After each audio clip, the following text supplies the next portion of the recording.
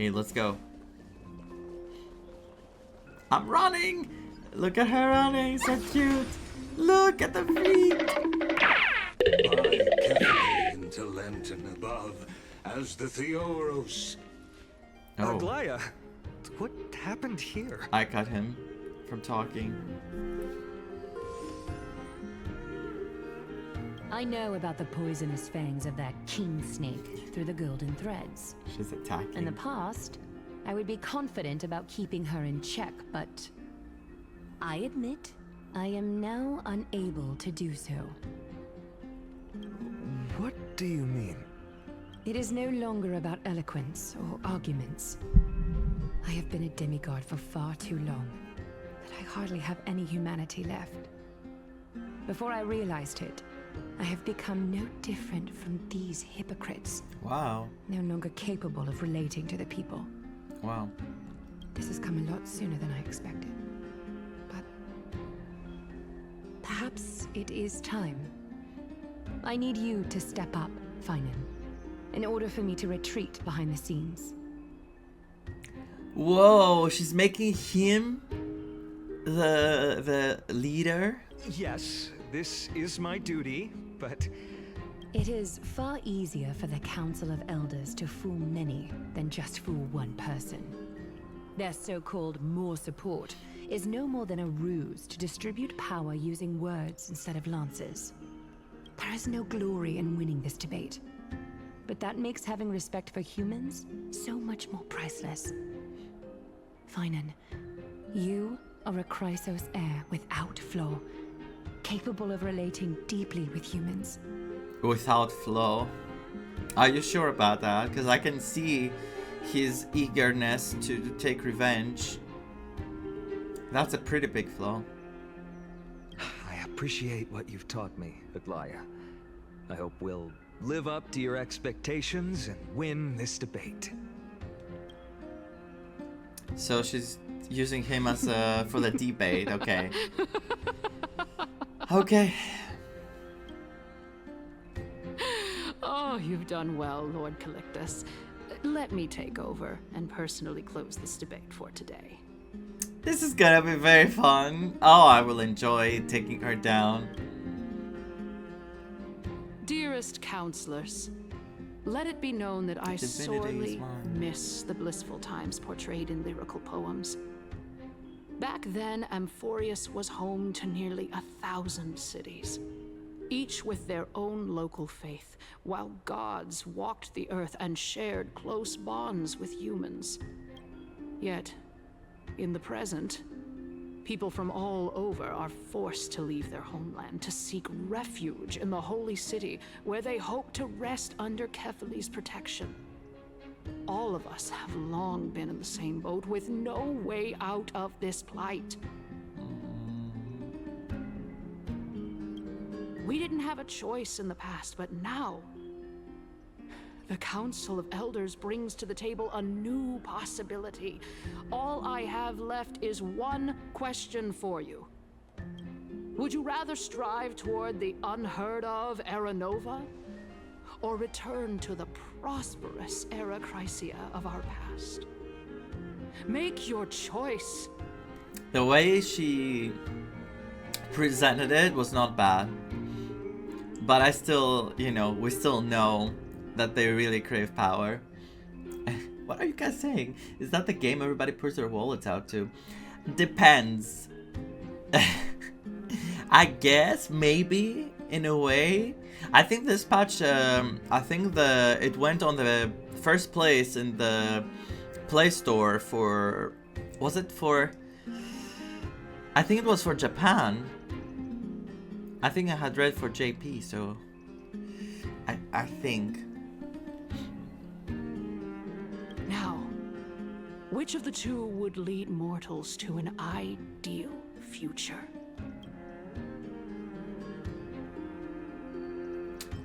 If it's possible to bring Erisa back, please. No hesitation. I stand by Era Nova. Era Nova is a path of salvation the gods promised. We should not have doubts in the flame-chased journey. We all know that Era Chrysia is a thing of the past, Lady Kindness. Please, enlighten me. How does the Council of Elders plan to turn back time?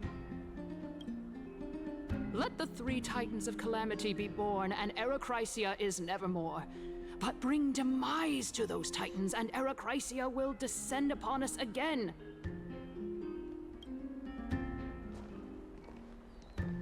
Oh my god, it's Know opening! that the Council of Elders is never one to make empty promises. Look at who we have on our side. Yeah, I don't think it's on your side, dearie. Anaxagoras, one of the Grove's 7 sages. And Castorus, Idonia's goddess of death. Come on, come on. With the help of these 2 heroes, I can promise all of you that Era Chrysia will exist once more. Aren't they Chrysos heirs? They're supporting the Council of Elders instead? It's clear from the start that these heroes do not get along well in their group. All the more proof that Aglaia isn't fit to speak on behalf of every Chrysos heir. I am in favor of Era Chrysia. Era Chrysia! Era Chrysia! Era Chrysia! Era Chrysia!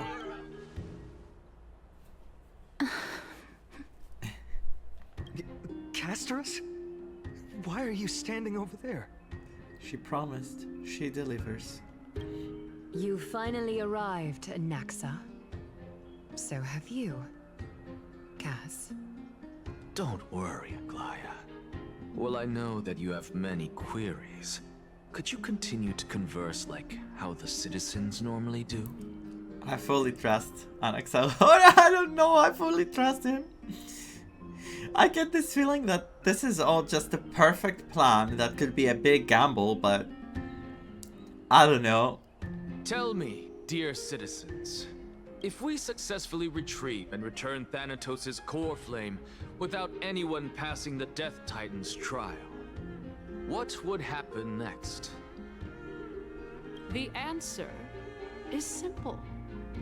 We will have a chance to rid the world of death and bring Amphorius back to an era when all beings live forever. Excellent. We'll usher in a new Moving on. future that will be entirely different. Thank you from the so much for the flame chase follow. journey. Arbeat. He's one of the 7 sages.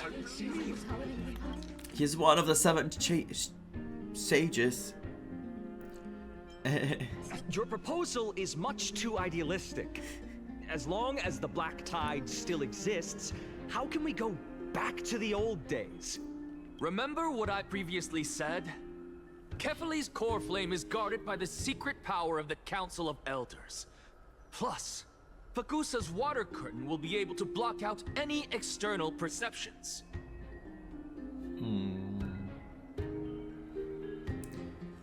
Tell me, dear citizens, have any of you ever seen even a glimpse of the threat that this person is talking about anywhere within the walls of this majestic holy city? Isn't this just survivorship bias? But this place will become the Flame Reaver's target sooner or later. Oh. Could it be that you heard that from the Flame Reaver themselves? Please show up. Right now, please. Citizens, let's loudly sing the blessed hymn. No. Oh, beautiful old world, where are you now? Oh, legendary Era Chrysia, return to the mortal realm. That's how you sing the hymn? After the destruction of the 3 Titans of Calamity, the Flame Chase journey will have to end. He's setting them up. He is setting them up. And no. This is bad. The masses are now totally riled up. Anaxa, pray tell. Everything that you've mentioned hinges on the premise that we can find Thanatos' existence, right? Thank you, Lady Aglaia, for still caring about this city. However, dear citizens, We are truly fortunate and blessed. For Castoris, Idonia's goddess of death, will surely find Thanatos under my guidance. What? With that, I solemnly promise that the core flame Lady Castoris brings back will be personally can't see. managed by the Council of Elders. I want you to see her smile. Look at Kastoriki's face.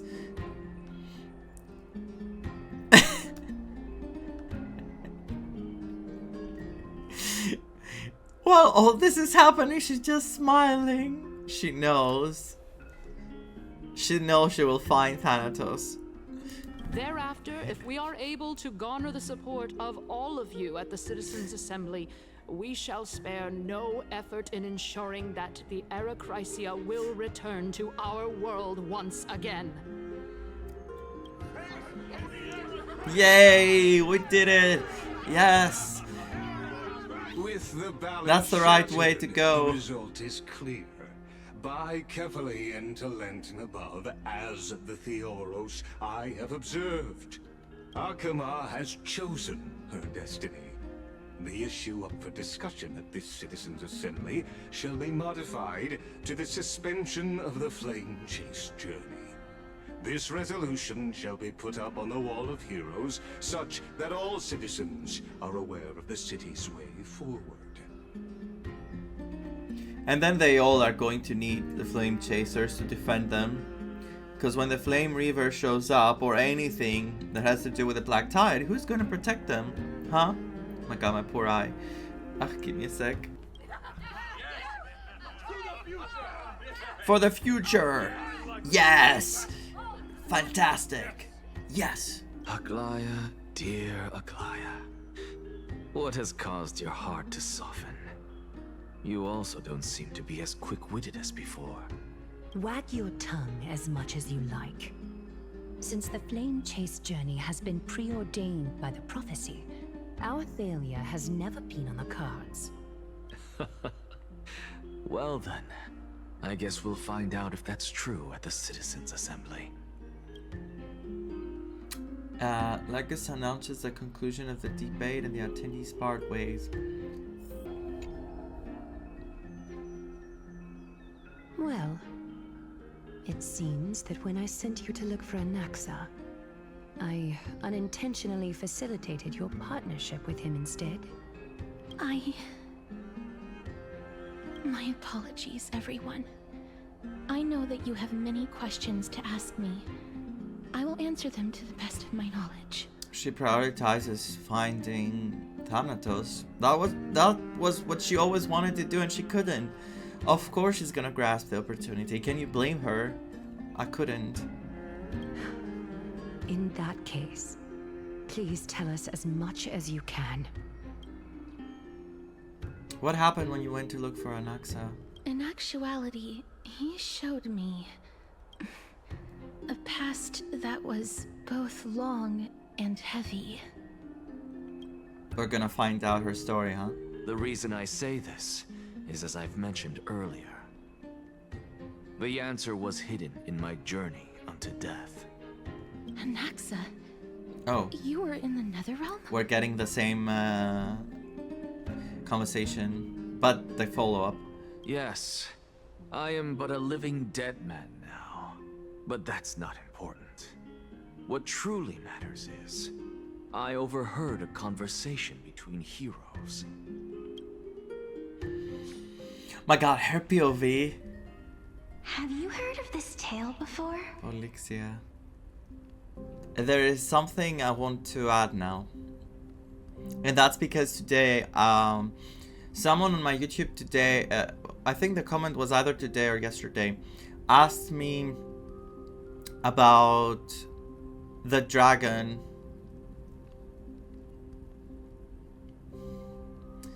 I don't want to say too much because I don't know if I'm gonna spoil anyone. There is something that could be a spoiler. Okay, let me tell you. I'm not gonna spoil you yet. I'm gonna tell you something.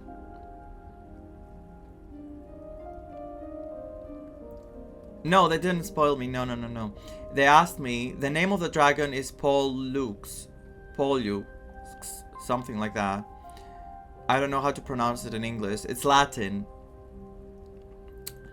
And I wanted to look further into it because there is, in Greek mythology, there was Castor and Polydevkis. Polydevkis is the Greek version of the name Pollux. And the dragon is called Pollux. So yeah. I don't know if I should go any further. I'm just gonna stop now. I'm kind of scared. I want to explain it because it's like lore. And I think it's obvious that a lot of the things they take for the story, it's actually from Greek mythology. They take the names and they maybe change a bit of the names. They make them the way they want to. Or like the male version of a character who existed in Greek mythology, they might change the gender. So yeah, this has to be, if everything I saw was, like everything I read about the Greek mythology of Castor and Polydevkis is taken directly from that story, this has to be Castoriki's twin sister. Let's see. A tale about the ocean god's treasured pearl, our hometown. If it's accurate. It was a seaside town which enjoyed the ocean breeze and glorious, peaceful times, thanks to the wisdom of its ruling queen. Ruling queen. Until one day, an evil dragon descended upon the town. Its wings were large enough to blot out the sun, while its claws were sharp enough to rip the waves apart. I really like those segments, like the one with Midimos, that we heard his mother talking. I really love them. It barged into the tall tower and devoured the queen's beloved daughter. It even settled itself in her bedroom, like a tyrant king. The queen assembled 300 warriors who managed to subdue the evil dragon by chaining it up. However, when the queen slit open the dragon's belly, she realized that the princess had long since been digested, and all that was left of her was a pile of bones. Yeah, we heard this story before. The queen wept for several days. And they tried to resurrect. It was then that a devious, smooth-talking scholar arrived at the palace and suggested that the princess could be revived through the use of dragon bone and dragon blood. That liar called this process the secret art of alchemy. The princess was reborn. The queen was overjoyed, blissfully unaware that the evil dragon's soul still lurked within the princess's body.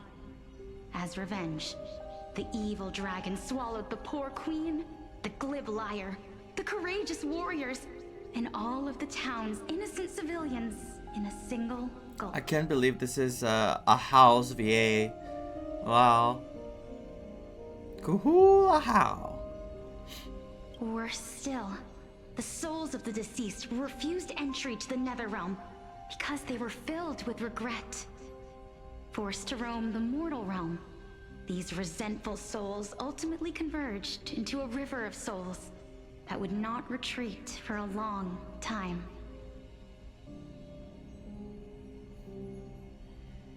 Damn. The terrifying death had consumed all. Thereafter, our hometown fell into ruin as well. Until... Oh my god, it's Calypso again. Until... Alexia. Actually, I don't know what happened next either. Oh my... It seems that you still like to whet people's appetites even after all this time, Polixia. I don't think in the previous artwork they showed this, right? That she was on a wheelchair. So, according to your story, This is how I used to look? It's practically a mirror image. And yet, what exactly is this? A miracle that I created with alchemy. As for what it is and how I was able to accomplish He's able to do that? I'll keep the answers to myself for now. Oh, my goodness. Is this cliffhanger really necessary? Quiet, Titan. Continue to enjoy this splendid play, and the truth will naturally reveal itself. Dragon, huh? I've heard this legend before. In that case, what do you think of it?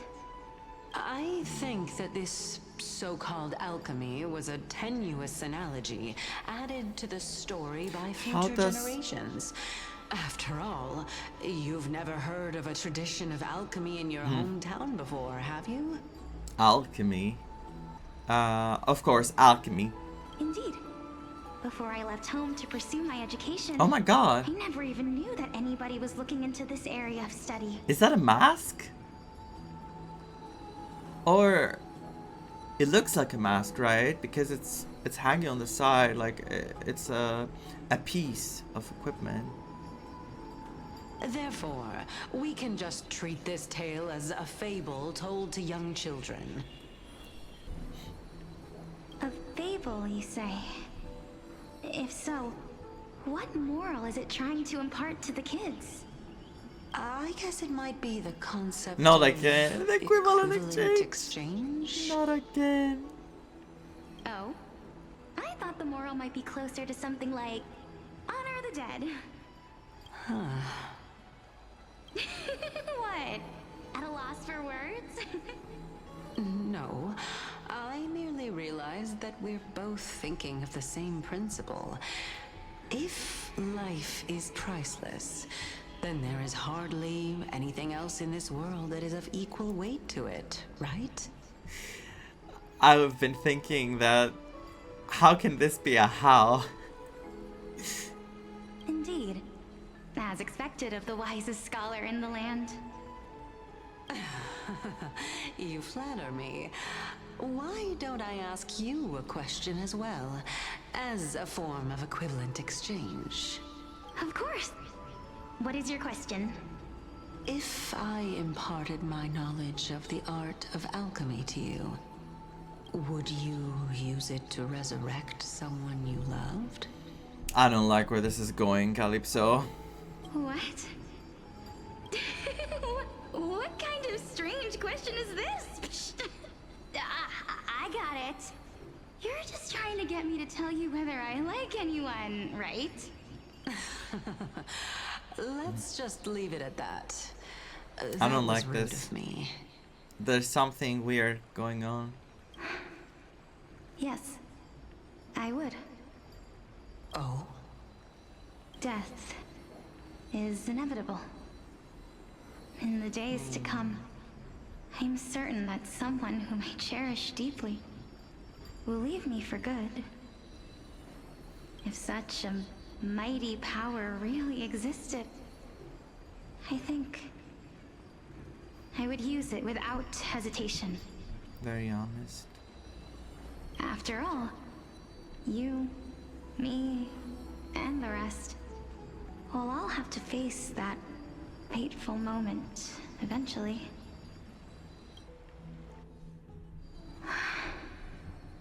My time is finally here. However, perhaps because of my firm belief in the immeasurable value of life, I am unable to complete the trial. Was she going through the trial of the Thanatos? You shall wither, and through that, the dead will sprout again from the remains, and be reborn with the dead flame. It is a pity that fate is such a cruel mistress. So she died? Because she didn't continue the trial? Is there no other way of interpreting those words? Oh, wait. You shall wither, and through that the dead will sprout again from their remains and be reborn with a dead flame. With a dead flame. I'm afraid that the meaning is clear.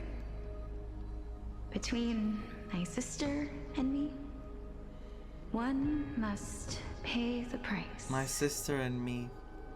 Our trial can only be completed when the one chosen sacrifices her life.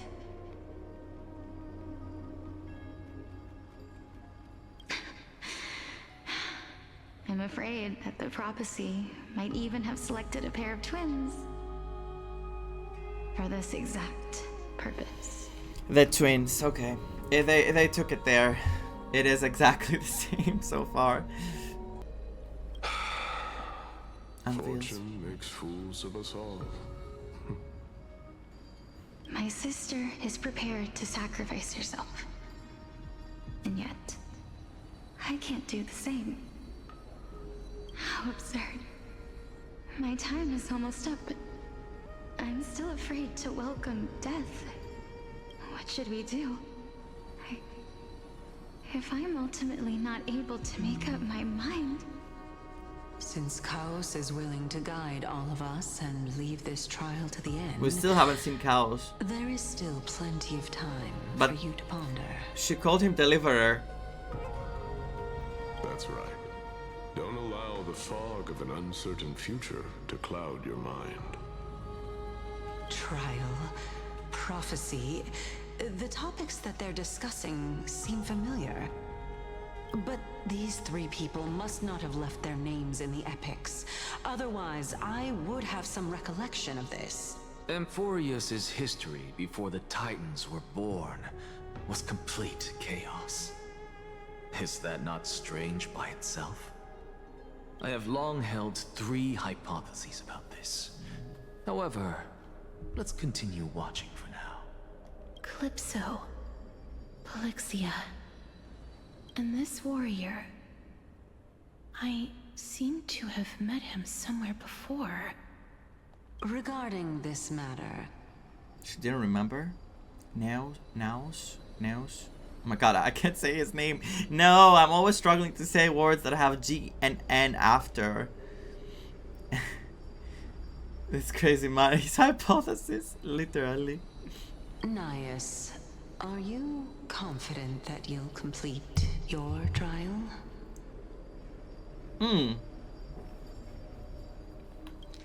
Nias. Nias. Of course.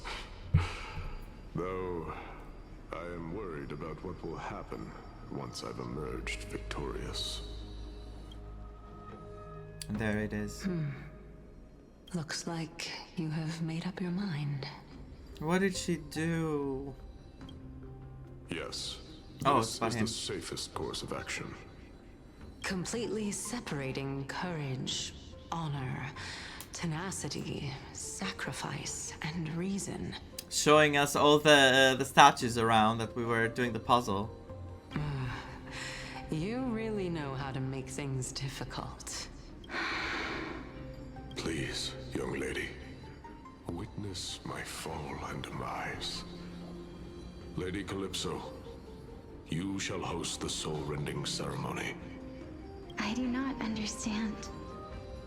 Why would you dare to sacrifice yourself for a future that you won't get to witness? Because this is our destiny. The power that resides within me is so intense that I will one day be engulfed by it. Furthermore, a valorous death before glorious return has always been the path I chose to walk. A journey I began long ago. If your sister or Chaos were in my position, I believe they would make the same choice as well. Oh, this is gonna come back to haunt Castoriki. To haunt us.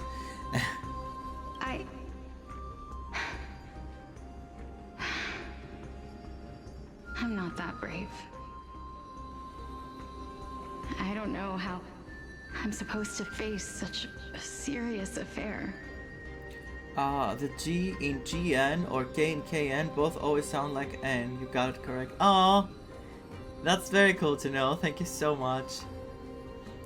Very, very good to know. And shows me forget it the next 5 seconds. Say something wrong again. Despite being Death's chosen one, it seems you still don't know how to face it. Let's chat, young lady. Death's chosen Perhaps one. I shouldn't end my journey so hastily. Since there's still time, I'm not worried about letting fate wait a little longer. What else are we gonna learn? Of course. This warrior is Lord Anias. As the embodiment of Nikador's divinity, he entrusted his life to us and allowed humankind to end his madness. That means that what I'm currently seeing before my eyes is, in fact...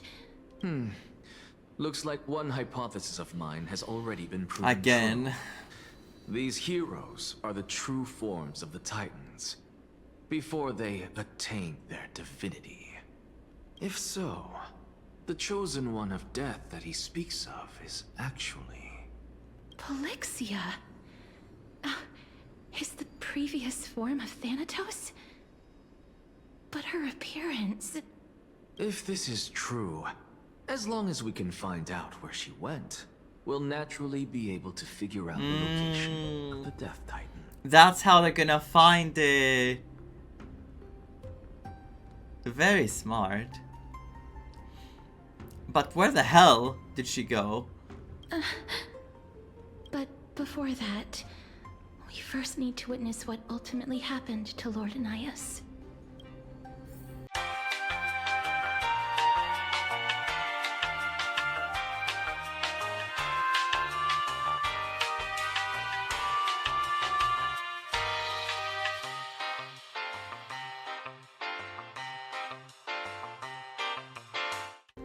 Okay, let's continue. We had our break. Lord Anias' honor is sealed here. Incredible. The honor in this child's soul is so light. Child. Nikador's courage is a testament that they have never once retreated from a battle. I've heard that these words are still engraved in Castrum Kremnos even today. It didn't occur to me that they were actually part of an alchemical formula. Alchemical formula. So this is what they're doing? Sealed within this statue is undoubtedly his sacrifice. They use their own body as our city walls, keeping out and protecting us from the pervasive spread of madness. They are acutely aware that if the end times were to arrive, there would be nothing left in this world to conquer. I know, it's always there, falling down asleep. The cute little baby.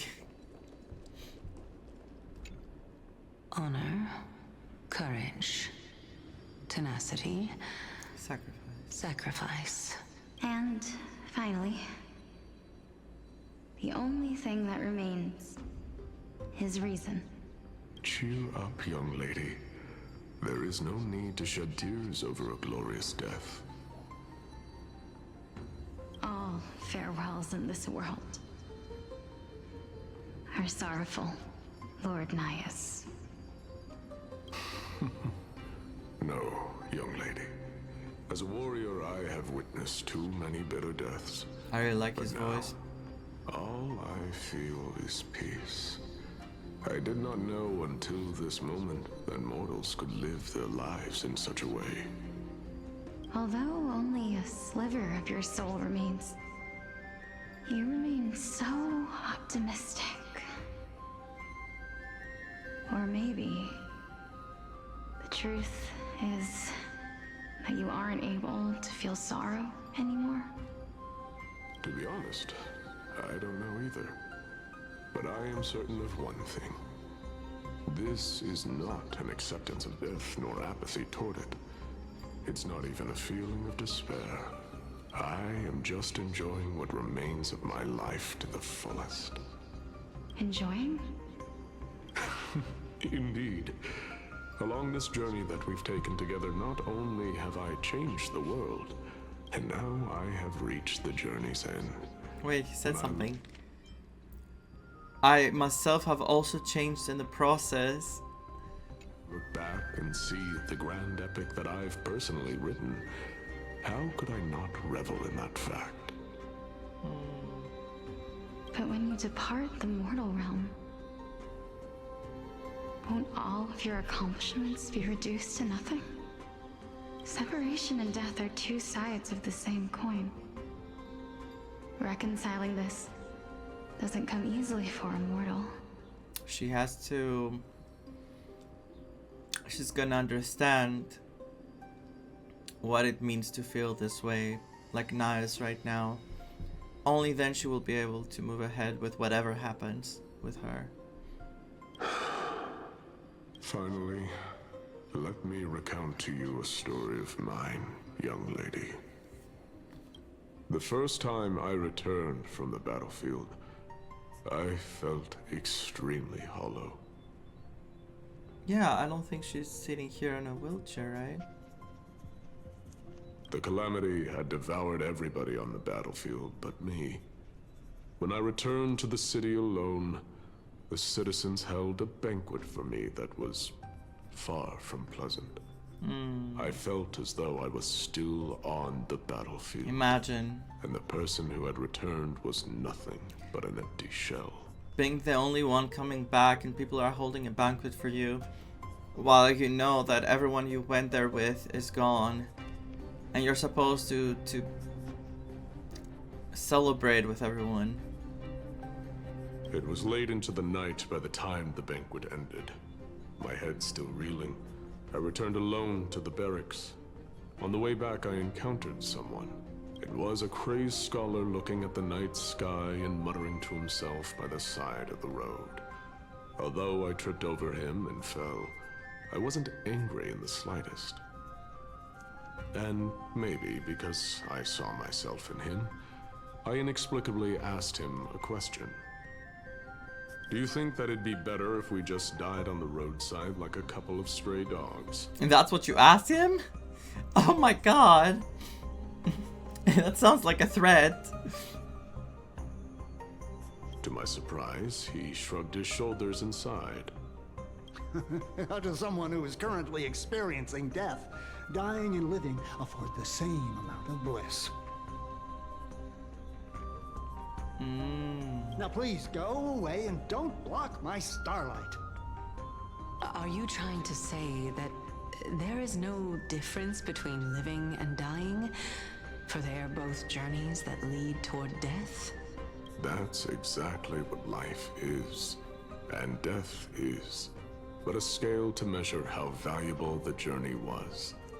Journeys and epics are only glorious and magnificent because all things eventually fade to dust. That way of thinking,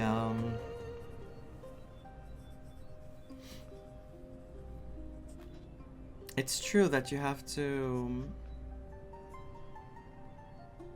enjoy life. You have to do everything you can in this lifetime you have, because yes, there's an end to everything. And I still feel that it's a very heavy topic and a very heavy thing. And, you know, of course this patch was always all gonna be about death from the beginning. Especially with how one character, as we said, was searching for death and the other one was had already died and is, you know, surviving through Cersei's. But he said here, where is that line? Oh, it was the last one. That's exactly what life is, and the death is but a scale to measure how valuable the journey was.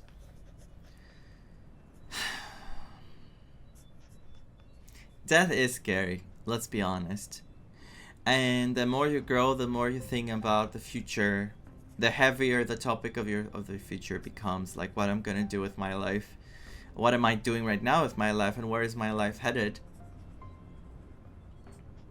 And this topic, I hope the way they use it in the story right now will have a very uplifting message,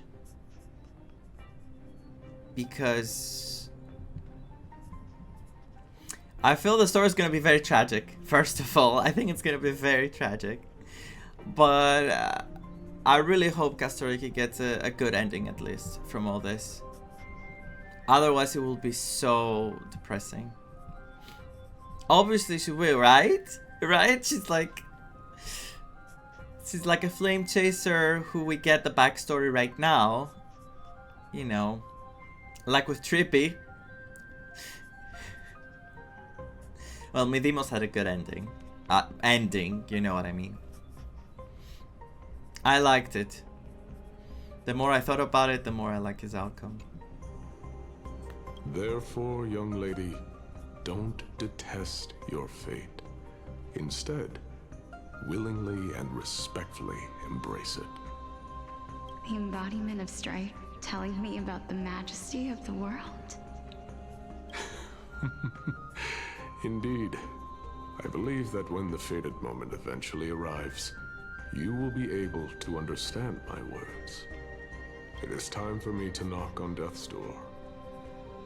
I will set up a long table at the end of the road and humbly await your arrival. When that moment finally comes, let us drink and be merry then. So, yeah. I knew this day would eventually come.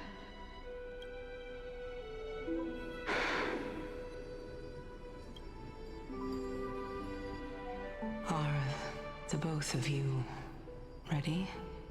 Oh, they play this theme.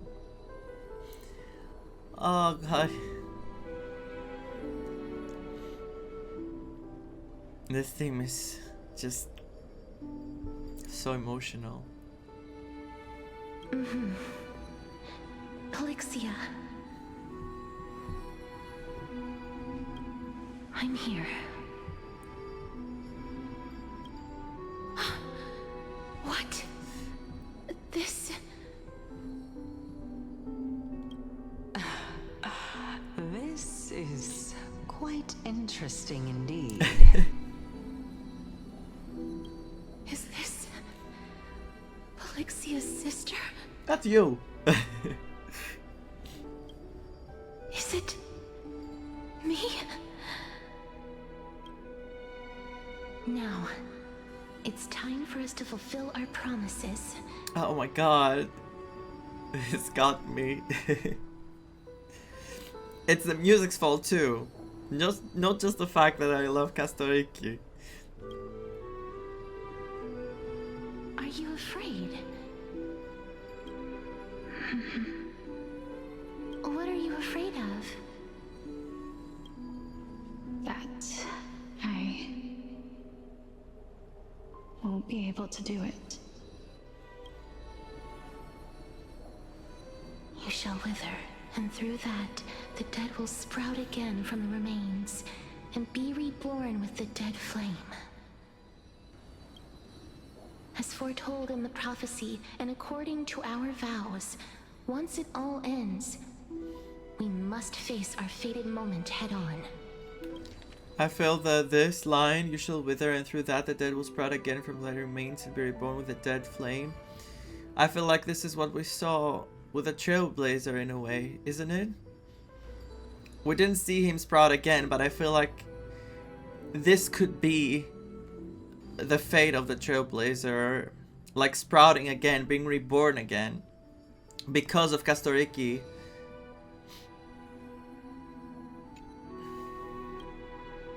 Even if it was prophesized, do we have no say in the matter? It's so unfair. Why are we the only ones who are forced into mutual destruction? Mutual destruction?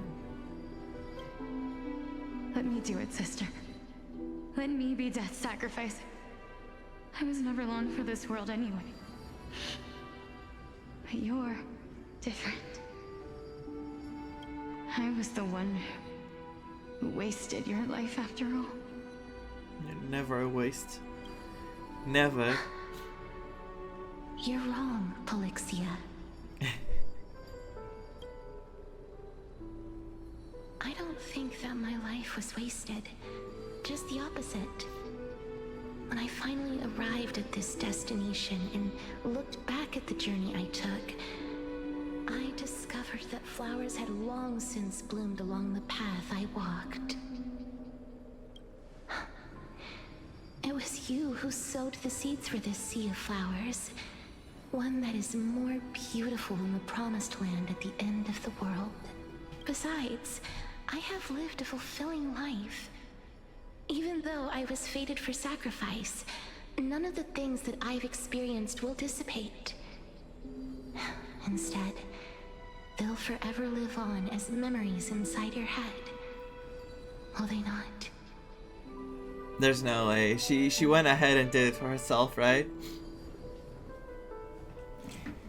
Destruction and rebirth being hand in hand definitely seems like a recurring theme in HSR and in Amphoria especially.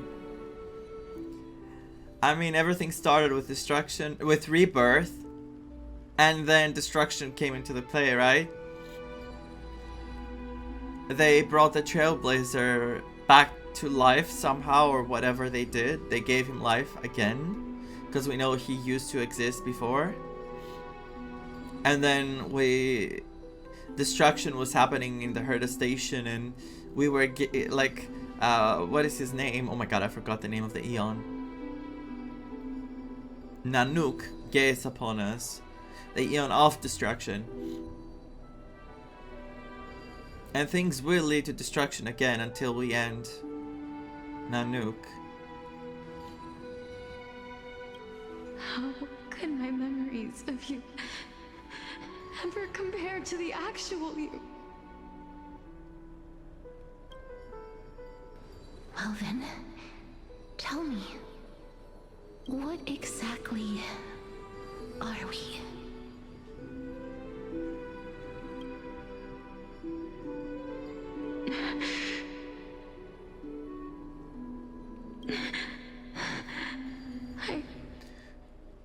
I don't know. This is so unfair. Because obviously the sister is the one who sacrificed herself, right? Or not, or they both. And then somehow only one was reborn. Cause, okay, yes, theories, okay, yes, I said some things earlier, but isn't it unfair that Kastoriki has no memory of her own sister? That's what she said now. How can memories compare to the real you? And then Kastoriki doesn't even have the memories of her sister. I don't know either. But regardless of what the answer is, regardless of how we're shaped by others, or even by this world, ever since we were born, the fact that we existed was predestined, and nothing could erase it. This is why I will always, always be by your side.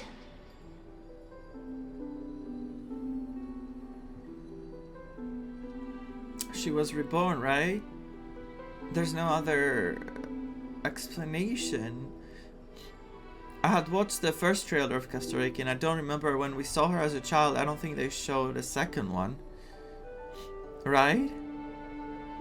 Destiny is also such a significant theme, especially in Amphoris, but for HSR as a whole too.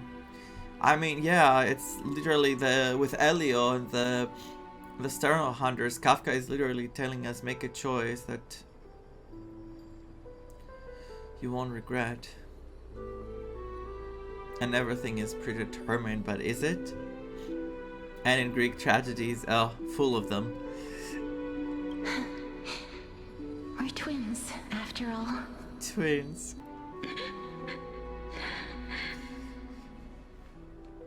All right, my dear Polixia. It's time to extract my heart and What? light the flame of death.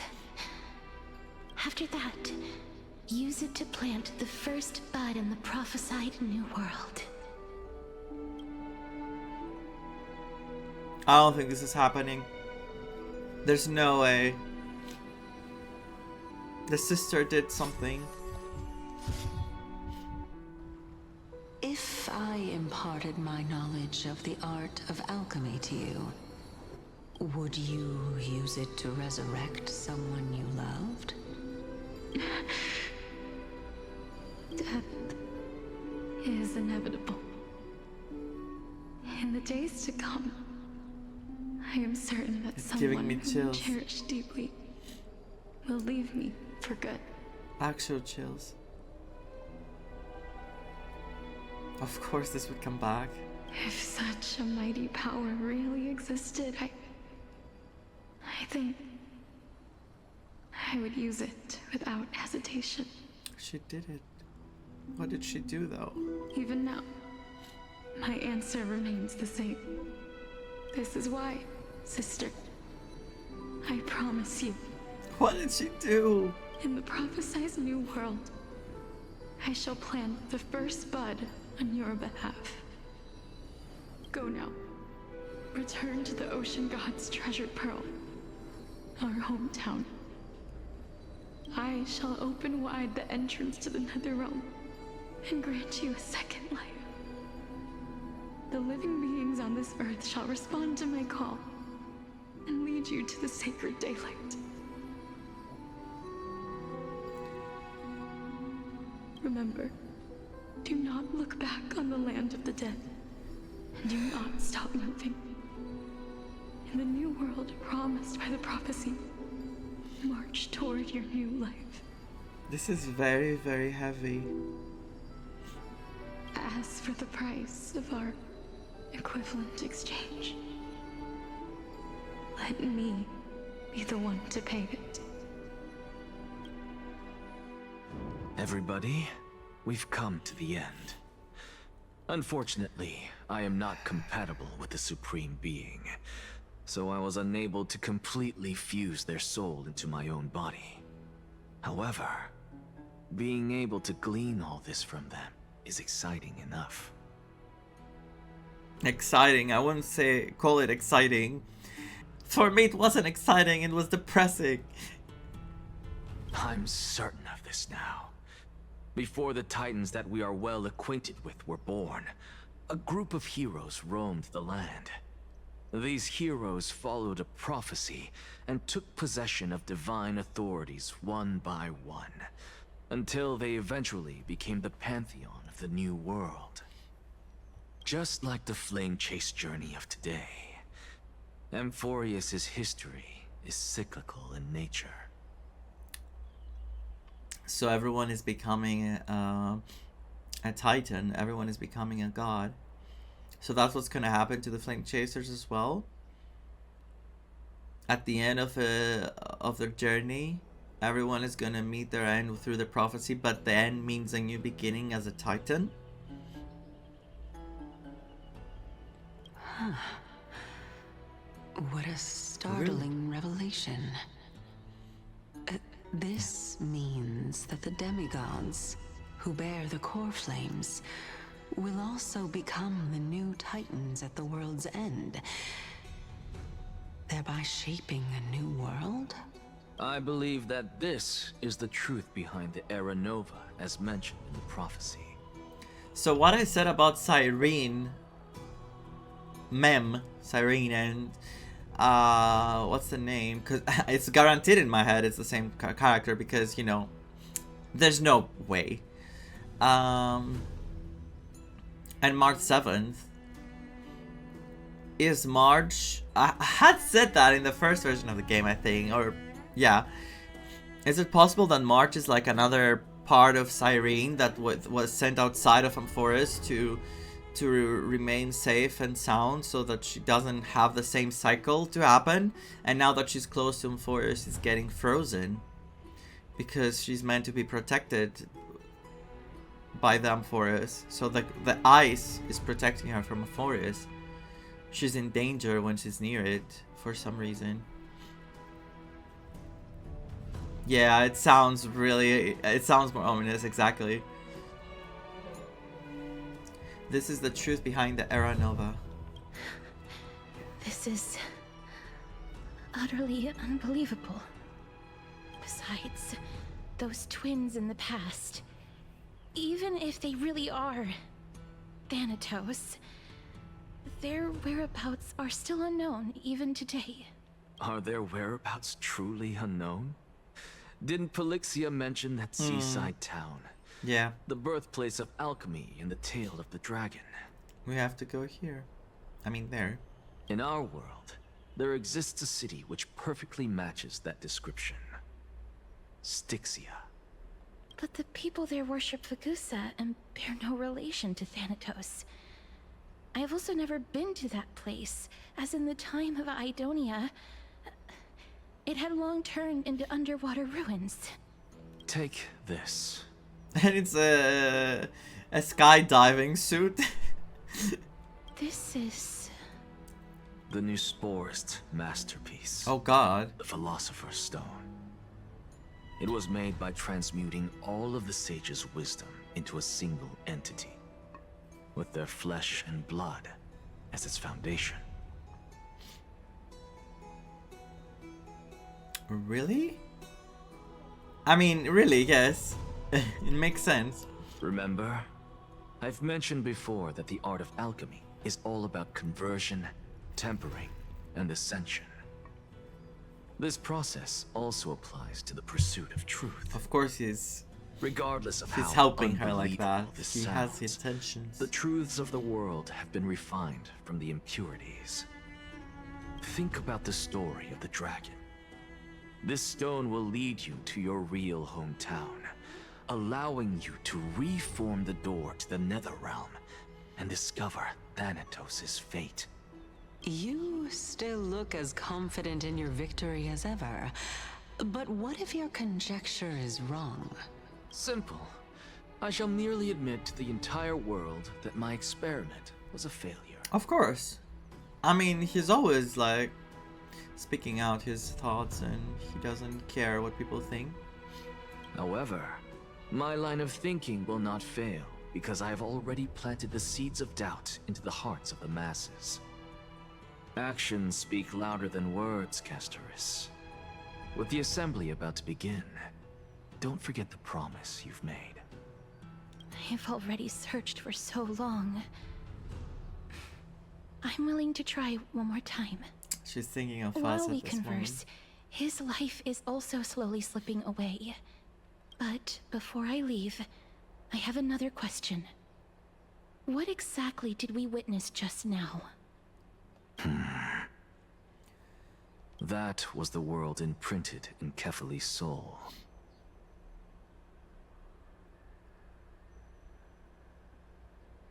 If we are to prove its existence, you must take the final step. Go. Do not disappoint me. I understand. This is very big. Such a big responsibility on her right now, but it is what she always wanted to achieve. To find Thanatos. To see what happened. Hey, child of humanity. What's wrong with you? The question. Don't get antsy. I still remember the question you posed to me. As a scholar, I do not wish to offer up ambiguous conclusions. Let's discuss this topic again when she manages to find the evidence. I merely wanted to ask, was that stone transmuted from your heart? What? If so, rebirth is no longer an option for you. Why not? When I was a child, I lost someone dear to me. When I was a teenager, I lost my faith. A while back, although you saved my life, I also lost my soul in the process. Is he betting everything on Castoriki or he just doesn't care for his life? That's it. Now I'm merely forsaking my body. What's the big deal? Why are you always finding ways to die? isn't it good to be alive? This is but a necessary sacrifice on my path to transform into the purest of them all. Does he want to turn into a tree? Can someone become who's one? dead even claim to be the purest of them all? Furthermore, if your hypothesis is proven correct, does it not just confirm that the myths are true, and thereby invalidate all your theories? I'm gonna get Sumeru Honkai Impact drama with Anaxagora. Wait, what? Can someone who's dead even claim to be the purest? Furthermore, if your hypothesis is proven correct, does it not confirm that the myths are true and thereby invalidate all your theories? No, it's just the opposite. If my hypothesis is correct, it means that I can actually ascend to godhood and reshape this absurd world that you all have created. Wow. He is a madman. Thank God for Anaxa. Someone like Anaxa is needed. A lot to take in at once.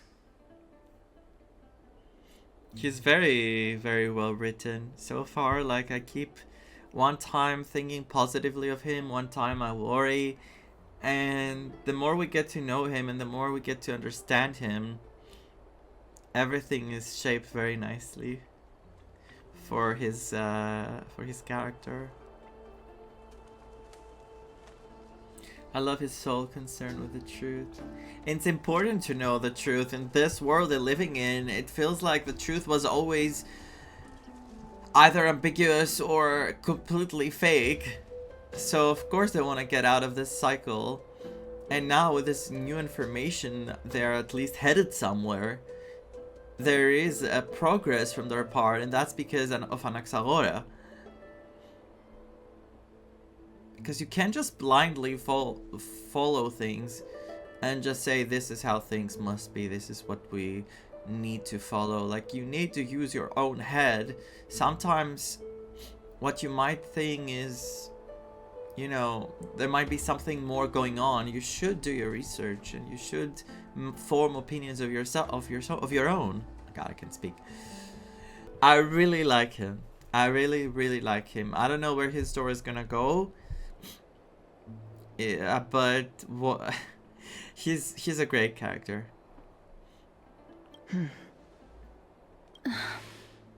What do you have to say, Aglaia? Come on. Something good. You're smart. Lady Aglaia, please, let me explain. You don't need to explain anything else, Cass. Oh. Go on.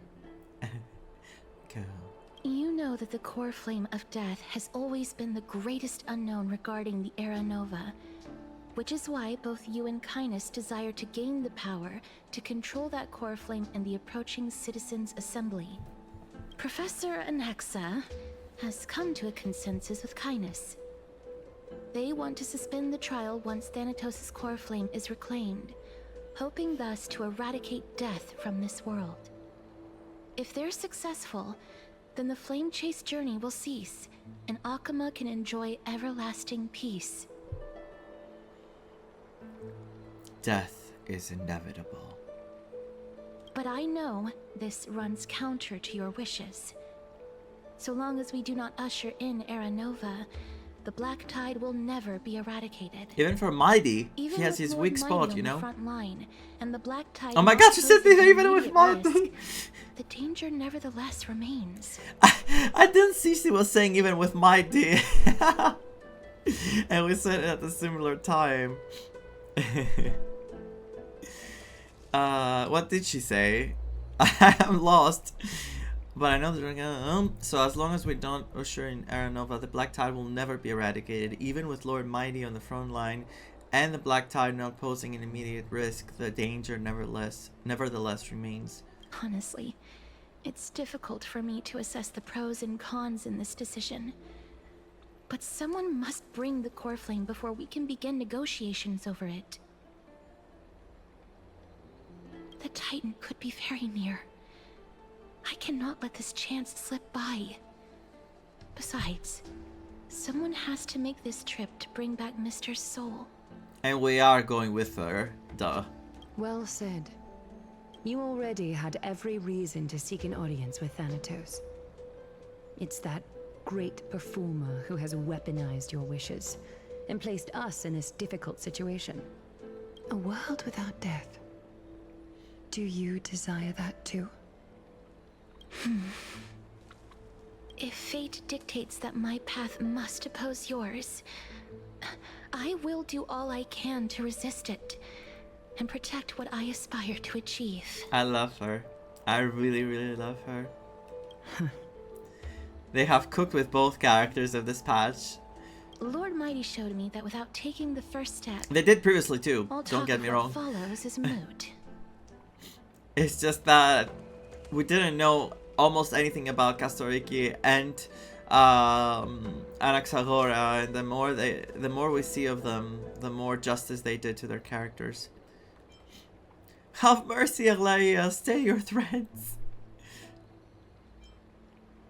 Castoriki, you've changed. I don't know if she has changed. I think she just has hope now that she finds what she wanted to find for so long. Hope can really inspire and make you stand on your feet and do what you must. And there's always sacrifices with, sometimes, but most of the time, in order to get something you have to let something else, leave something else behind. As they say, you can't have everything, and that is something extremely important.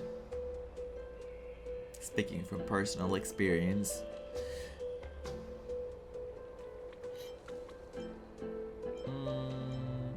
They cooked and are still cooking. That's true.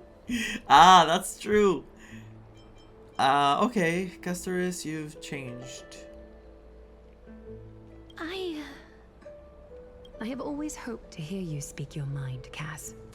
And I am glad to have heard your true thoughts. I wanted to say the threads thing. I should have said it because... Anyway. Styxia. I visited that place in the past. Though it is now an island surrounded by the river of Soul's torrents, it's not hard to see its former splendor. Go. I will not stand in your way. As for you, you are someone who has cheated death. I believe you have more than enough reason to make the trip with Castris and meet the god of death himself. Of course. Look at the expression of the Trailblazer. He's so sad. And the upside down mouth. I just want to hug him. Poor thing. It must be so terrifying. No, you have only like so much time left. And that you're already gone, actually. That's even scarier. Imagine. Castoris, I too look forward to your journey. I wonder what kinds of new interpretations your completed story will bring to the Flame Chase journey. Thank you, Lady Aglaia.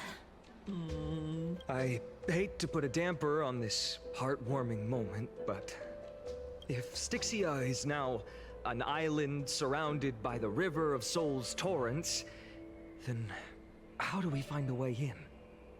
Lady Trebe is probably... The answer is quite simple. In the myths, Zagreus once made the domain of the dead their treasure vault. That is to say, they could enter and leave the nether realm as they pleased. Okay, Zagreus. Whatever.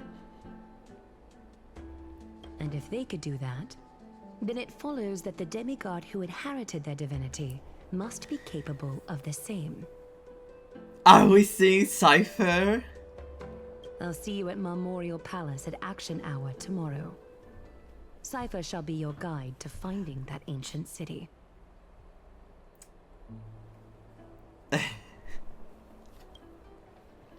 The tumultuous day finally comes to an end. Everyone disperses, each lost in their own thoughts. You are correct, Ash. I think ever since the Flame Reaver showed up, Fennon has been completely at the edge, on edge, I think it's called, not at the edge, on edge, and it makes perfect sense. Hey, friend! Is the debate finally over? Did you win? I can't get used to the voice, like no mem. The upper hand is ours with Rashtam. Really didn't. We managed to win ourselves a glorious defeat.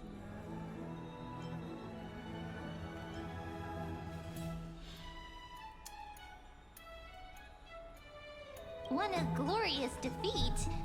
You sure know how to look on the bright side. I'm trying. Well, moving on. I was hard at work even while you were at the debate. I borrowed a mountain of books from Cass to see if I could find a way to solve your problem. Let's see. I still have only 32 books to go. It's okay, man. We found a way. Really?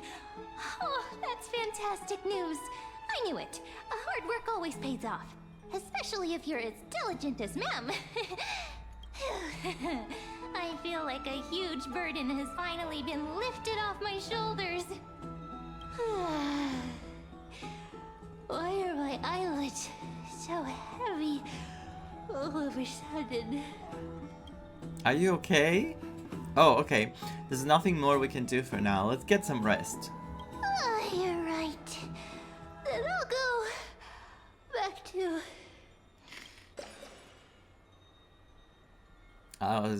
I was expecting that poof and disappearing. As was their custom, men with astonishing dexterity slipped back into their secret little hideaway. Good night, Mem. Good night, Okima. It is nighttime now, right? Later, somewhere in Okima.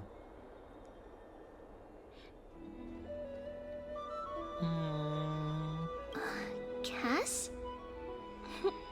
What a surprise. Treebee's back there with Trian still. Lady Treebee. Is something troubling you? I just wanted to speak to Lady Trian for a bit before I set off. No matter how breathtakingly beautiful Styxia once was, the place is now the domain of the departed. There is no telling what we'll encounter there. I don't want to have any regrets. Has anyone told you that your eyes are sparkling today? Is that a figure of speech? In the past, when you did smile once in a while, all of us could see that your heart remained troubled even as you smiled. Lady Treebee, you know perfectly well that see you tomorrow is nothing but a white lie. I hope your toughness is not a mask hiding a lonely heart. Cass, you hardly ever talked of your past. None of us knows what you went through, apart from Maggie. But we know it must have been filled with pain and hardships, as it is the fate every Chrysosaur is destined to live out. I'm glad we're getting more of Treebee. We are just happy for you that the core flame you're meant to inherit has finally surfaced. Isn't it a little too soon to say that? But you already know where tomorrow is, don't you? There is no need to rely on anyone else. Just give it your all and leave no regrets. We have always believed that your embrace is just as warm as everyone else's. I'm melting. Because we embrace others to comfort them. And Cass, you're the kindest Chrysosaur we know. Thank you, Lady Treebee. This feeling... it's hard to put into words. She I gained hope. suddenly found myself with so many wishes. So much I want to accomplish before setting off. She found hope. Then go do it, Cass. Trian was actually working on a surprise gift for you. It's a pity she didn't get to finish it. But now Trinan and I are working on it. And we'll make sure to give it to you. So, let's meet back here when you return from Styxia. Safe travels. See you tomorrow. Hello. Please don't say that. At the same time, I can't sleep. Who could it be? See who's knocking at the door. Oh.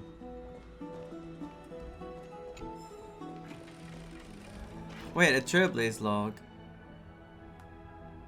Oh my god. Okay, it's fine. We know what happened. We know. No. So scary. It's me opening the door and she sees herself.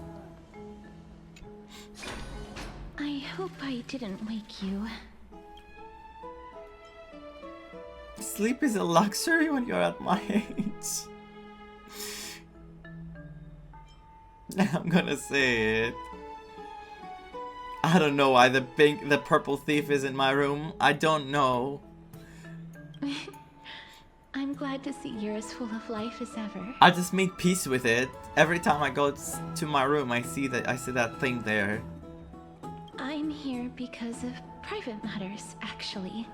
If it isn't too much to ask, I'd really like it if you could come along with me to retrieve something.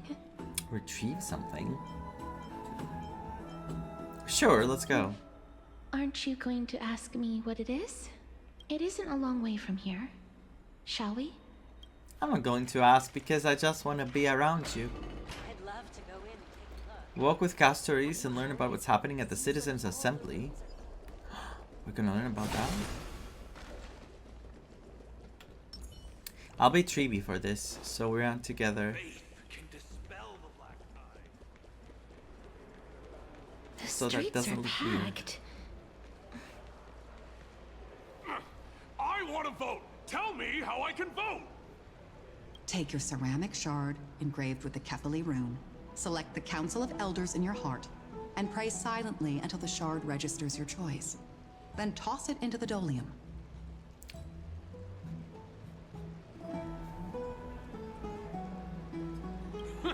The Council of Elders? More like the Council of Buffoons?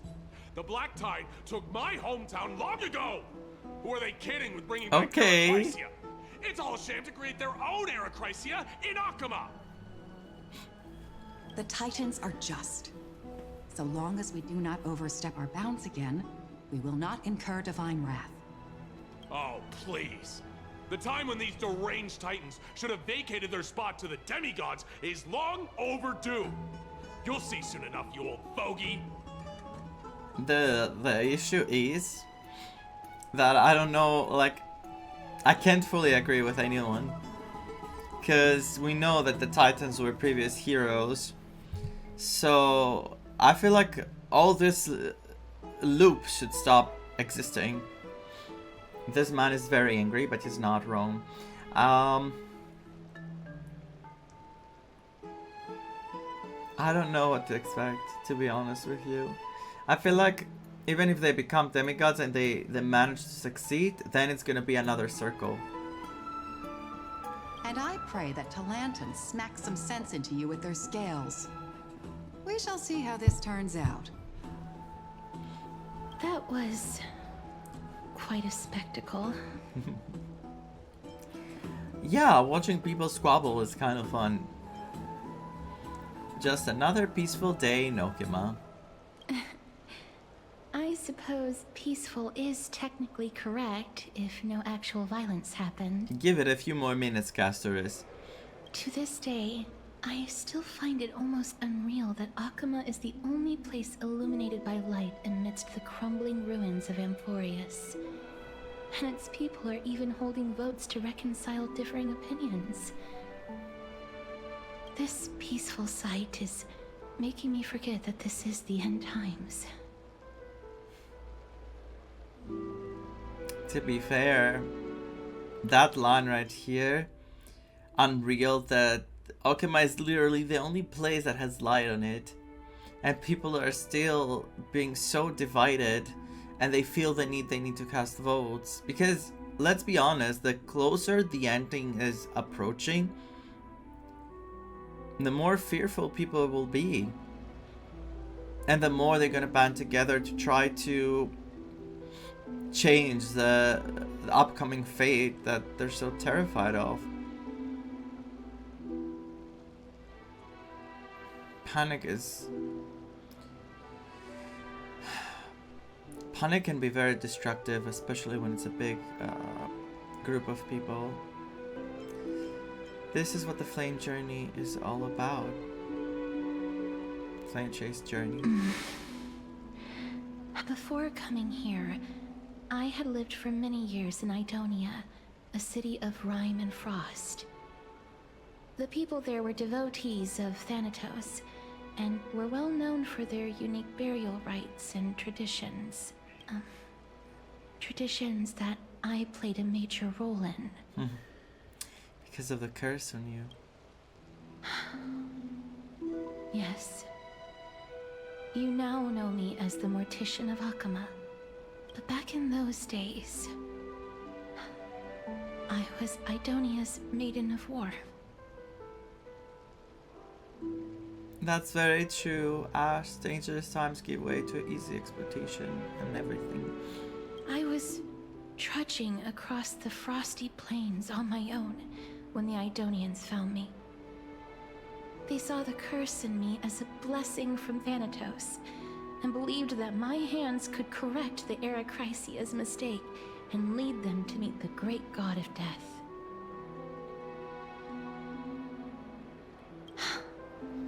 They provided me shelter, but in return,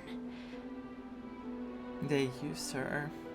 I was expected to grant merciful deaths to war captives, prisoners bound for execution, and heroes alike.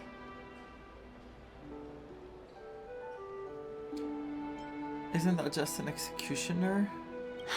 Yes. No matter how kind or cruel the means, nothing can change the essence of death. Doesn't matter how she killed them. What matters is that she killed them. It doesn't matter if you end someone's life peacefully. The whole idea of doing that, it must be like shattering. What a terrible thing. Taking away someone's life is never worthy of religious worship. Oh, oh, what a line.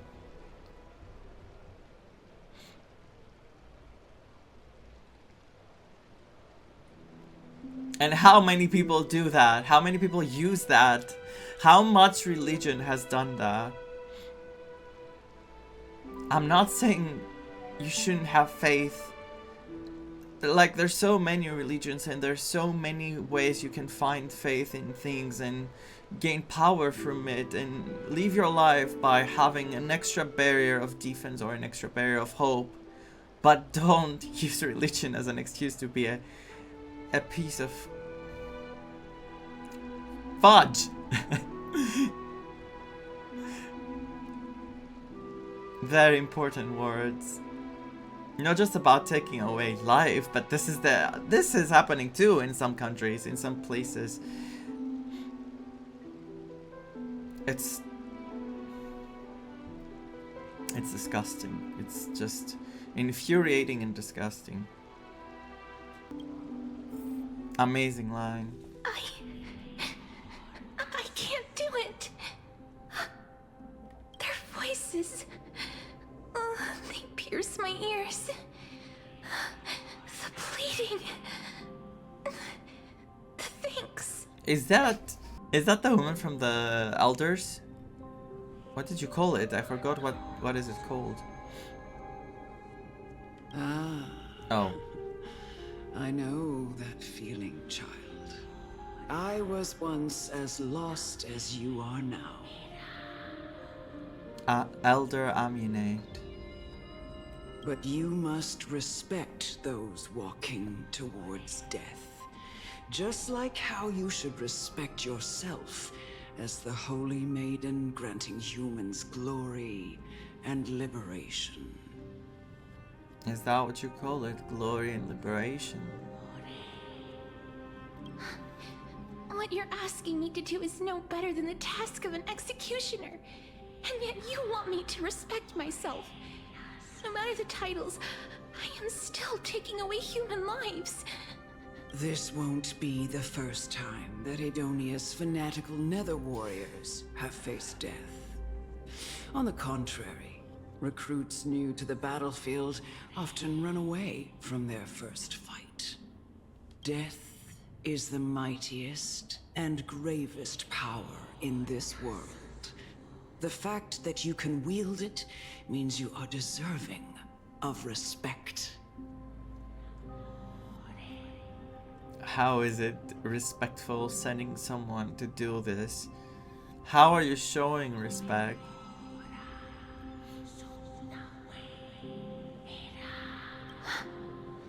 That's such a twisted reason. Then let me tell you a story. In Idonia, the great swords commonly used by executioners are called Draconian, in memory of Drakon, an elderly executioner. Drakon. The sword has 3 air holes along its body. If the sword is swung down swiftly and accurately, the holes would make no sound, and the executed would also depart this world quickly and painlessly. Something I want to add is Drakos in Greek. It said Drakon before, Draconian. Drakos in Greek means dragon. But should the executioner have any hesitation, just wanted to add this. The holes would produce a piercing whistle. On that cue, the screams of the executed are sure to follow. Every executioner after Drakon is to hone their sword skills every day in preparation of future executions. Every swing of their blade must be more resolute than the last, for failing to do so will bring pain. Pain for the dying, as well as pain for themselves. No. I can never get used to this. You misunderstand, child. I am not telling you to get used to it. I'm asking you to consider the source of the dead's suffering and use that knowledge to fortify your future touches with more and more determination.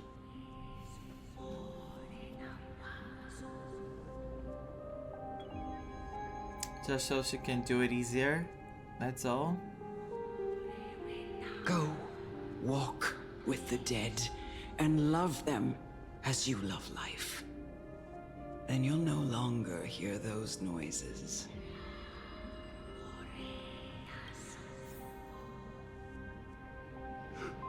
Please, don't kill me. I don't want to die. Wow, this is extremely heavy. Oh, oh wow. Oh wow. They actually make you do that.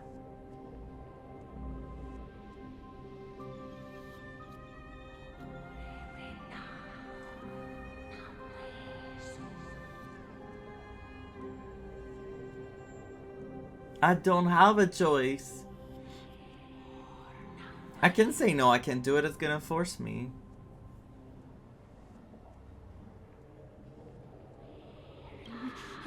No!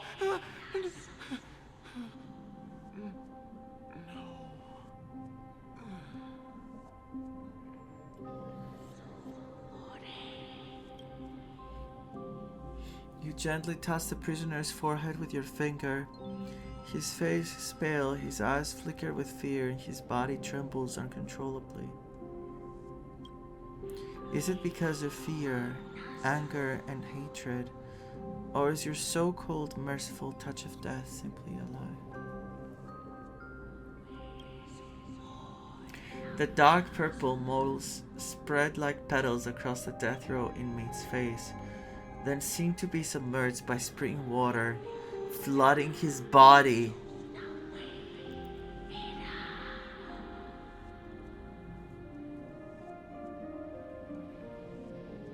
His trembling cease, and the cries that had once begged for mercy slowly turn into a sigh-like whimper as he murmurs to himself.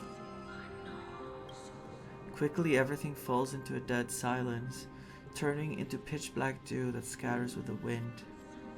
You hear your own heartbeat drone out of the sound of heavy breathing. That is so heavy.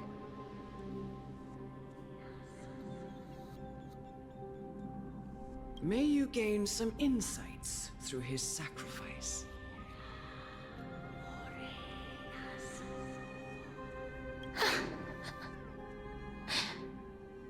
Is this all? No. Come with me. This is just the beginning of your life as the Maiden of War. You executioner!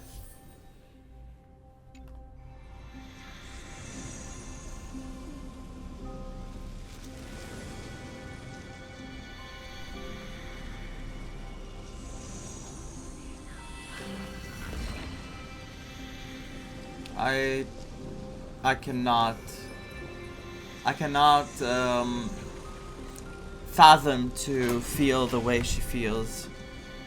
I'm trying to think of how she would feel, and it's breaking me inside. It's making me feel like crap completely, like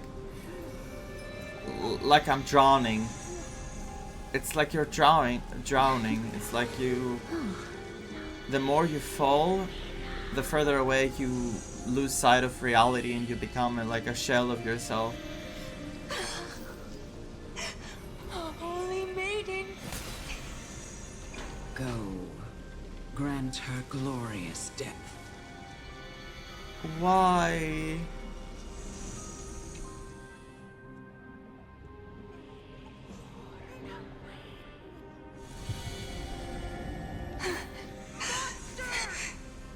Thank you.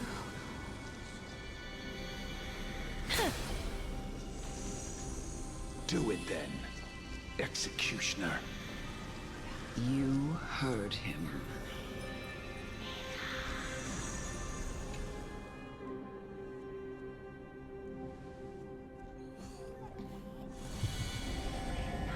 I curse you to live in eternal pain.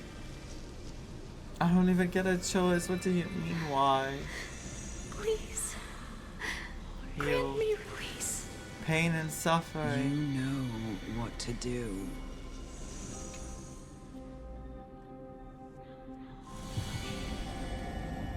When will this ever end?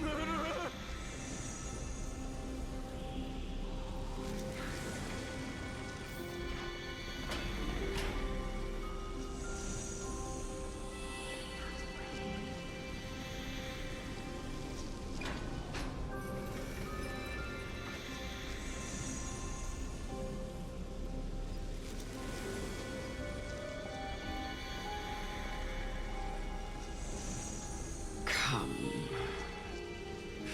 Fulfill your duty. What are you trying to do with me? I have aged. The time has come for me to heed the summons of Thanatos and journey to their domain. The final resting place of every Idonian. You're not that old yet. You still have many, many years ahead of you. No. I'm already dead. For I have come to fear my declining health and impending death. Get therapy.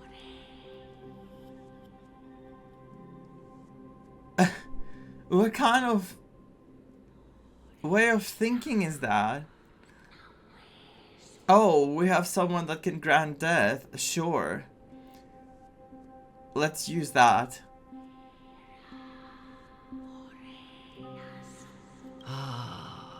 Castoris.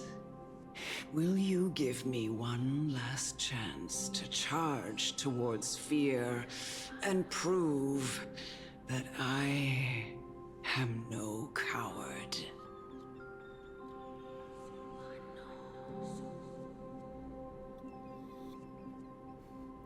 It's just, it's breaking my heart.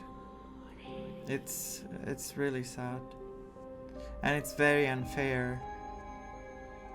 It's very unfair to Kastoriki because she just has this power, and then everyone hopped on the train to use this person for whatever stupid reason.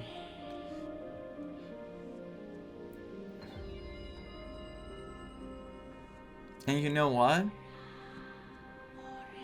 I feel this would happen if something similar happened in real life, and a baby was born one day that had any kind of powers,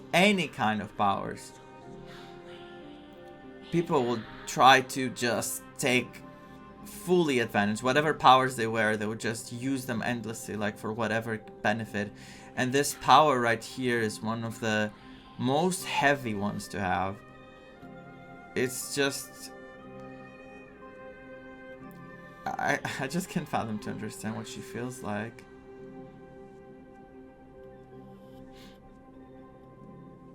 This is brainwashing in a way, but I'm saying that she needs... That woman says she fears her health is declining, and she's scared that of death because she's older. She's afraid. Like, obviously she's in a state of depression and anxiety that she needs to get some health. She needs to help her mental health. And instead of that, she's like, okay, I'm gonna use this girl to take the life of whoever she should, and then me as well.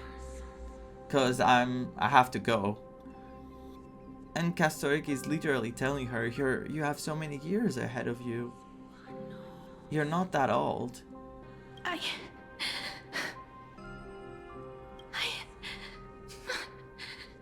can't take this anymore. Child, it was I who brought you here from the frosty plains and set your farcical fate in motion. It was also I, Chief Executioner of Idonia, so she forced brought her. the heavy duty of executing others onto you. I've always known that you have doubts and even anger about my faith and about me. I never had a choice. Exactly. Exactly. Indeed. We essentially abducted you. Yet you can end any sinful life with just a touch of your fingers. Shouldn't it be easy for you to escape from here? She can't see her? She can't see the way she is as a person, that she doesn't want to cause people's deaths. Some people just choose to be ignorant. For their own choices, they don't want to see their mistakes. They choose to just be blind to their actions. I'll never do that. It doesn't matter how lightly the Idonians take death, or how readily they accept it. I simply can't do it. I knew I was right about you. What? What do you mean? I've taught you and cared for you as my own daughter all this time because of this blessing that's been with you since your birth. Did you see? I know no one else in the world would understand the weight of life and death more than you do. Do you see? The subtitles. She calls it a blessing, and then in the small letters, curse. Curse. She sees it as a blessing. Kastoriki sees it as a curse.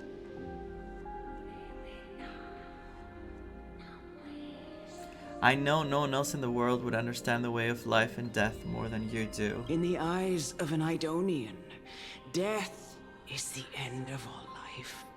A destination we will all eventually reach. Humans should not resist it, but learn how to face it.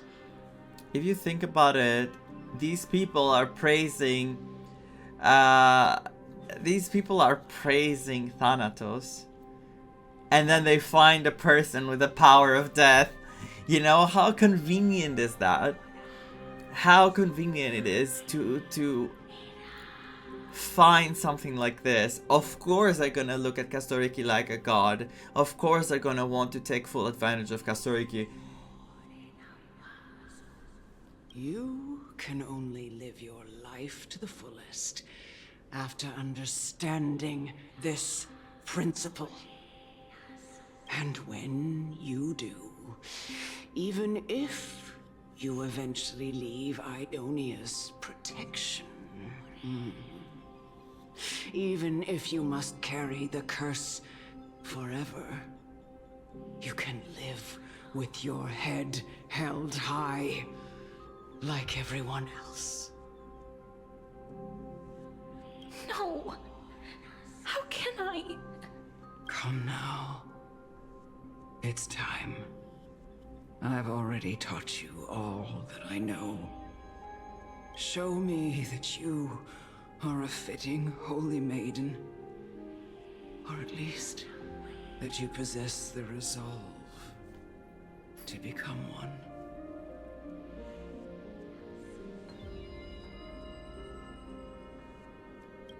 Come now. It's time. I've already taught you all that I know. I have Show to me fit that this. you are a fitting holy maiden. Or at least, that you possess the resolve.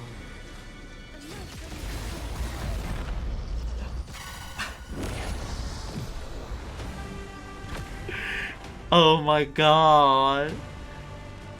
Do I hold it? I haven't done her trial yet.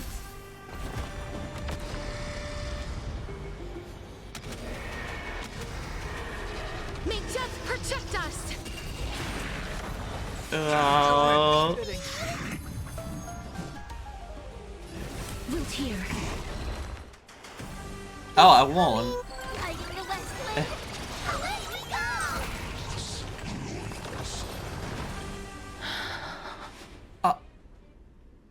Wow. Wow. Wow. Wow. Wow. Insane. This was the last time I followed her command. I gently touched the elderly woman before me. The executioner, who had seen too much death, died the same way as everyone else. I gasped for air, a wistful look in her eyes, and a barely perceptible tremor in her fingertips. Elder Amunet, The person who tried to teach me about death ultimately vanished like dew in the morning mist. She spent her life embodying the beliefs of the Idonians, and when death finally came, she embraced it exactly as their doctrine had taught. I have nothing but respect for her. I erected a cenotaph in her honor in the marshes outside Idonia's city walls with the others I had laid to rest. Then, I set out once more in search of Thanatos. Of course the search of Thanatos was so important. Of course, for her all these years, she was searching for Thanatos. And now that she finally has the chance, of course her eyes sparkle. Sparkle eyes, right? Sparkling. My god, I forget how to talk. It was a long, long journey. Or is it sparkling I heard eyes? so many discussions Sparkling. about death along the way. Life finds meaning in death. The world improves because there is an end. Life finds meaning in death. The world improves because there is an end. The world improves because there is an end. That is not true. It can be, but it's not true for everyone. Then again, nothing is true for everyone. Everyone is different. They all have their own beliefs. But how many bad things in the world happen because there is an end? How many people take advantage of the end for their own benefits again? It seems the most terrible darkness in this world. Everyone talks about its heavy weight. Some resist it, some worship it, and some even revere it. How did a disappeared titan become the deepest fear of humankind? And why do they haunt my dreams? I continued my travels to seek an answer. Initially, I was running away. Then, I started searching for it.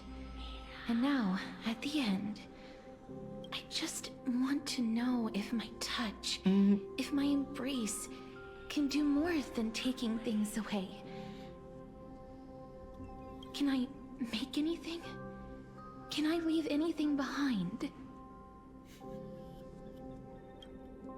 I don't want to die. Please, I'm begging you, just let me go. I don't want to die, please. I don't want mercy like this. Just let me go. I need him. I don't...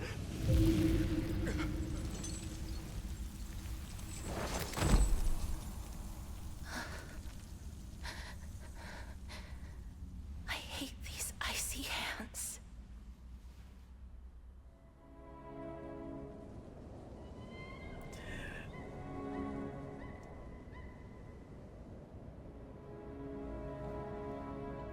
All the feels again.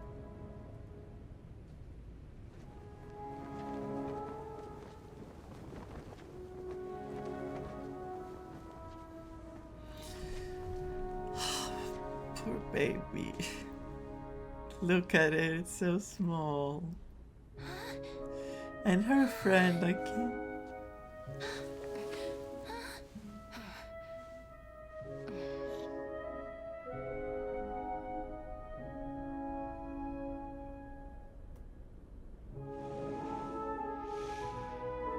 Get it over with.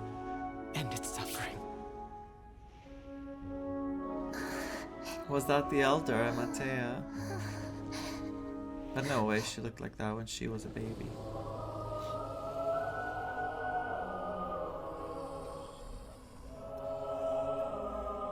The Reaper has blessed your hands.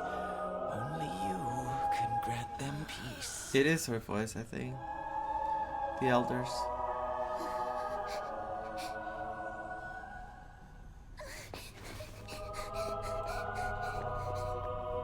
Horrible. Absolutely horrible. And horrifying.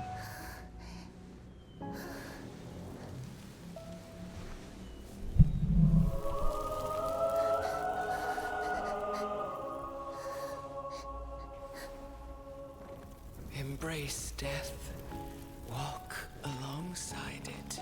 It is her talking.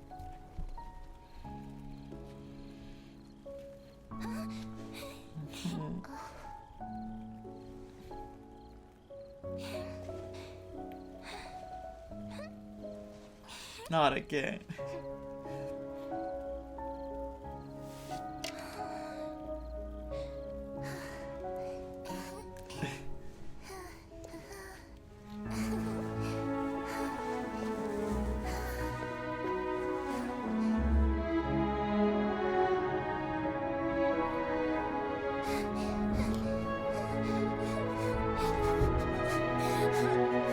I love the music so much.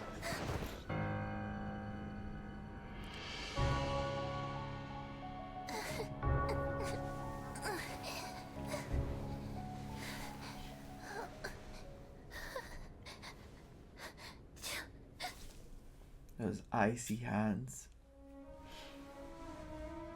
She's grown. Oh my god, my hair is really hell. Ah.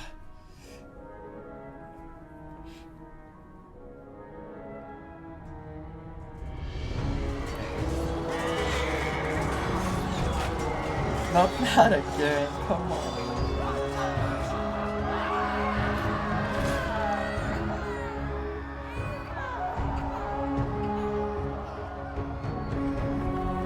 What a life to have.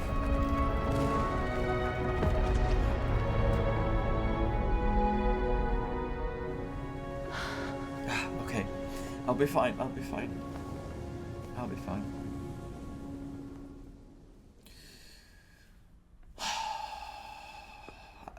These days have been very heavy. Is that you, Castorus? Because this whole concept of death has been in my head for so many days. All of them have gone, heeding death's summon, crossing into their domain.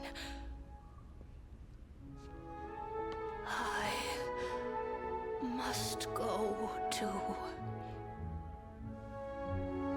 I don't fear it, just I have some regrets.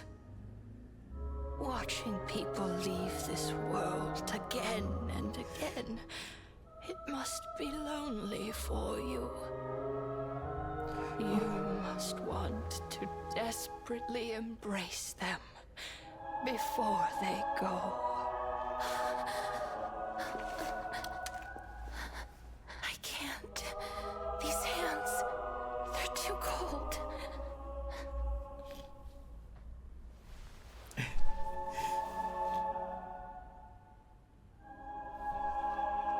But Big Sister Castorus, your hands are so warm.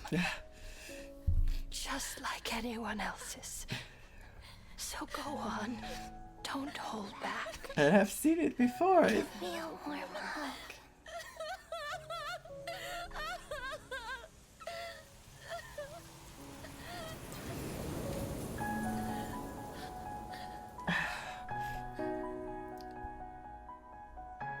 I'm so sorry, Castoriki.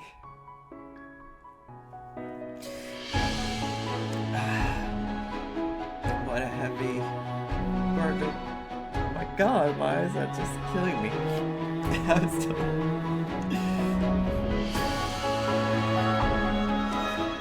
I love this. This whole sequence now is just all the what ifs. All her thoughts, all her feelings, and there was a wonderful comment on my YouTube about this sequence.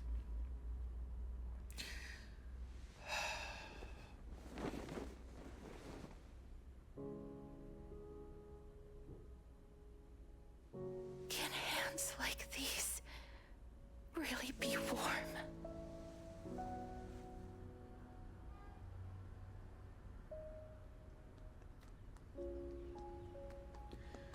Oh my god, it's gonna end with the face of the deer.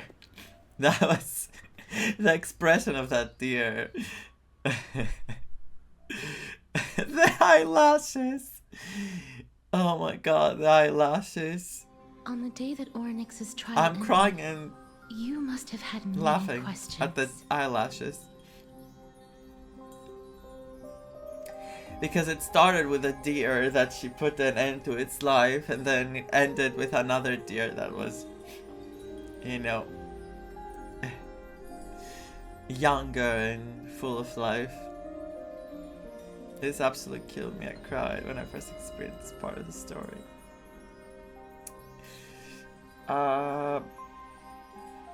They had released it on YouTube, and I didn't know if it was gonna be in the game or not. That was the problem. Well, problem that I had watched it, but it didn't matter because it was such a good sequence, like such very good animation, and everything was just blended together perfectly to wreck our hearts.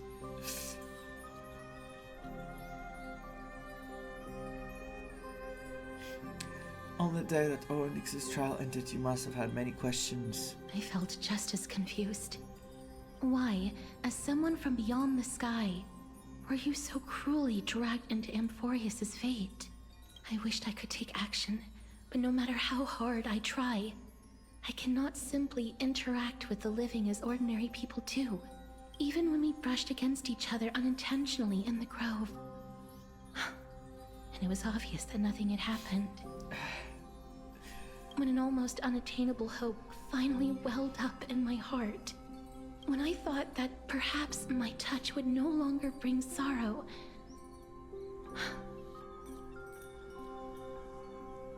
fate declared to me, it wasn't that the curse of death had finally been lifted, but that your soul no longer belonged to this world. And there was nothing left for my hands to take. Nothing. And did I really think this time would be any different? It's not that I don't understand this reality. I'm unwilling to accept it. Just that I'm unwilling to accept it. Having walked such a long road, I am still unable to find the answer to life and death.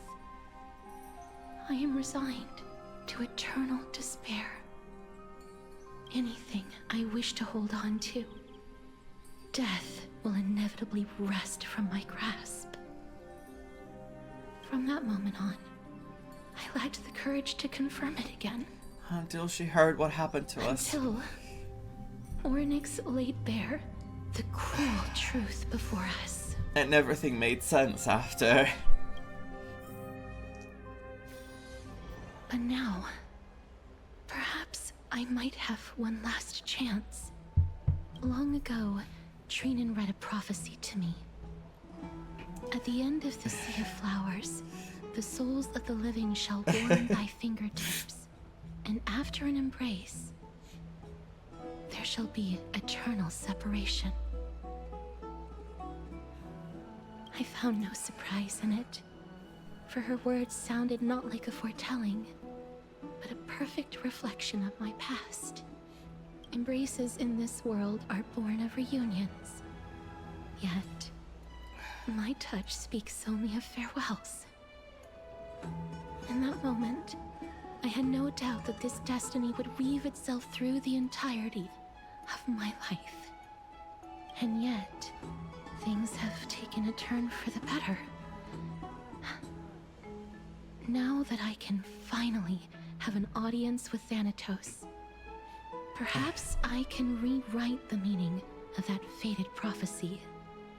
All I keep thinking about is how I want to just go hug my brother. What we went through as a family was so harsh, and the concept of death is such a it's so permanent, you know? It's permanent. It's just that it's over. And I'm just thinking of how life changed for me after I realized how permanent it is. Because I had many losses before what happened here. But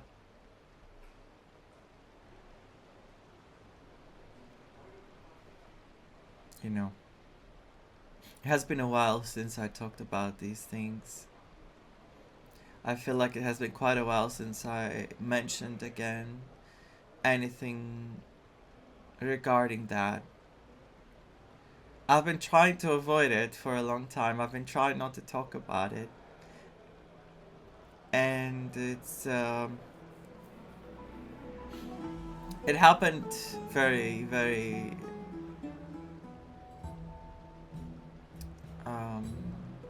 suddenly. The way it happened was prolonged, but it was also very sudden at the same time.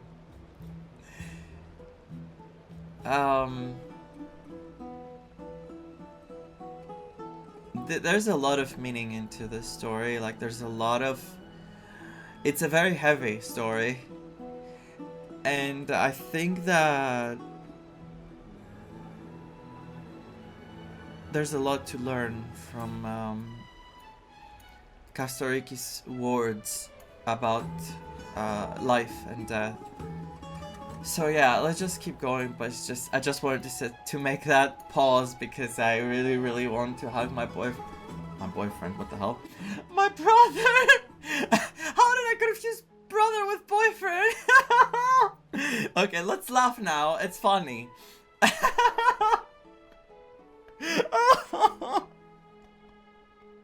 I'm sorry.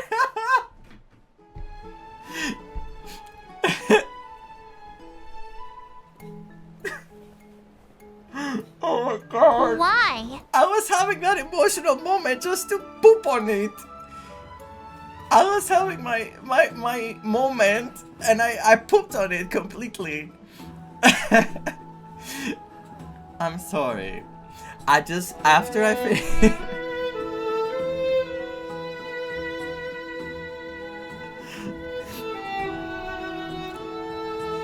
Story of my life. Even when I'm sad, something happens and, you know, breaks the ice. I don't know what to call it. Anyway, after I finish this part, whenever we finish, I'm gonna go hug my brother. Jesus Christ. And I stop here because everything was ruined now. It's over. The moment is gone. The moment is gone. I have no reason not to give it my all. For your sake, and for my own. Thank you for telling me your thoughts. With that, I won't have any regrets. I love her. Castor talks to you about the gift she gave to other Chrysalis heirs, and before you know it, she arrives at your gift. Okay, back to Kastoriki. Let's put that aside for the moment. We've arrived. What is my gift? I want to retrieve a small gift I specially prepared for you. I made it myself, like the trinket I gave Lady Trianne. I want to leave something for everyone, if possible. Her pure heart. I just want to give her a hug. As a trailblazer, I can. The journey to seek an audience with the Death Titan cannot be an easy one. I want to make full use of every moment I have before we depart, so that I don't have any regrets. That sounds kind of ominous. Is it a brute with my face on it? I'm gonna say that. No, it isn't. You'll know when you see it. Look, it's right there. This scrolls? Huh? This table? Where did it go? Oh no. Ma'am, where are you? What's going on? It looks like someone left something behind. Did you get in trouble with some phantom thieves? Oh my god. Did Cypher take it? This is a...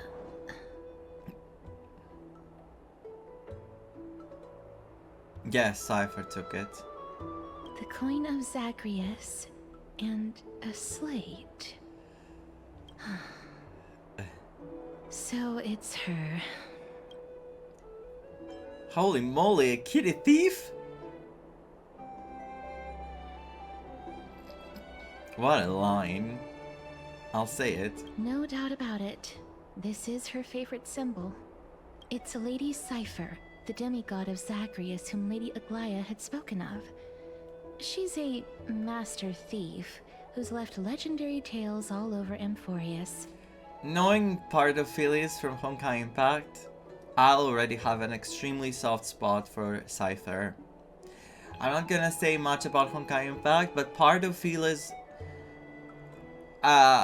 Cypher is, you know... part of Phyllis was a flame chaser as well in Honkai Impact, and now Cypher is the same concept, like a cat lady thief. And I have a very soft spot for the flame chasers. And she was one of those who left a mark. So many years have passed, yet she's still announcing herself in such a crass manner. Crass. Let's just do as the slate says and look for Lady Cypher. Letter from the Phantom Thief. Phantom Thief? What, isn't that from Persona 5, the Phantom Thieves? The group, I think, of the main characters is called Phantom Thieves. Dear Princess Homebody, walking through the busy garden, I discovered the remarkable gifts crafted by Princess Homebody. They're truly splendid and I'm most impressed. I'm also taken with your charming presents prepared for fellow Crisis heirs. In your right parlor, I observed the beautiful felt dolls, the beige and lavender striped tapestry, the classic Idonian tripod table, and in the left parlor, the jewelry and exquisite art pieces meant as gifts. This time, I've claimed only this modest gift. I feared it would attract tasteless little thieves, so I shall safeguard it for now. Naturally, I've left appropriate payment, a single coin. If the price displeases you, you feel free to negotiate its return. Though, should that happen, I won't be satisfied with merely one coin. Should you wish to find me, visit the Memorial Market. There lies a golden short spear I've left. You know what to do. It shall guide you to me. And before you ask, I won't accept any questions. Please forgive the small intrusion and accept my highest regards. P.S.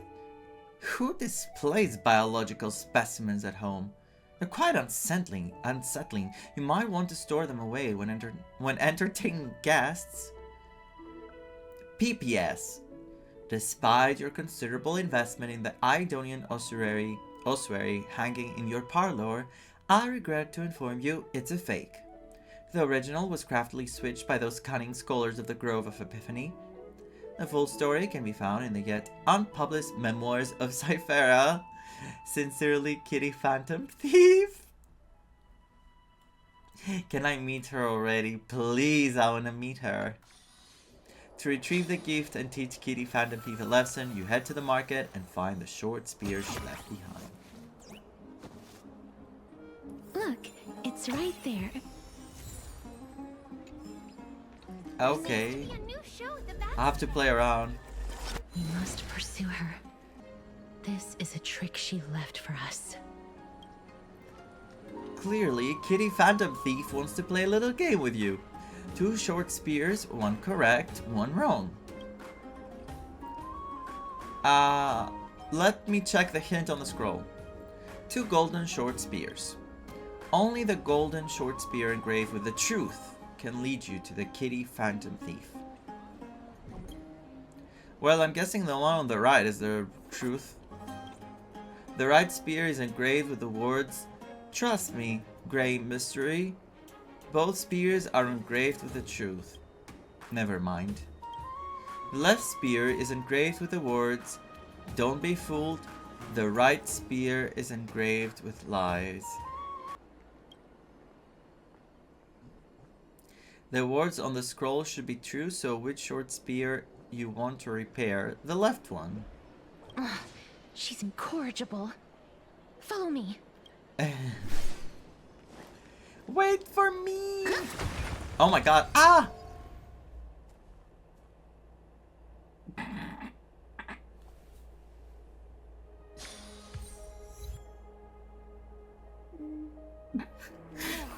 Okay, so we have only Trinon left. It's okay. It's okay, we have one more. We didn't run out of Treebee yet. Of Treebees. Anyway, I'm sorry. I did not expect that. I don't know what I expected. This is how it should be. We must pursue her. Chase her down, okay.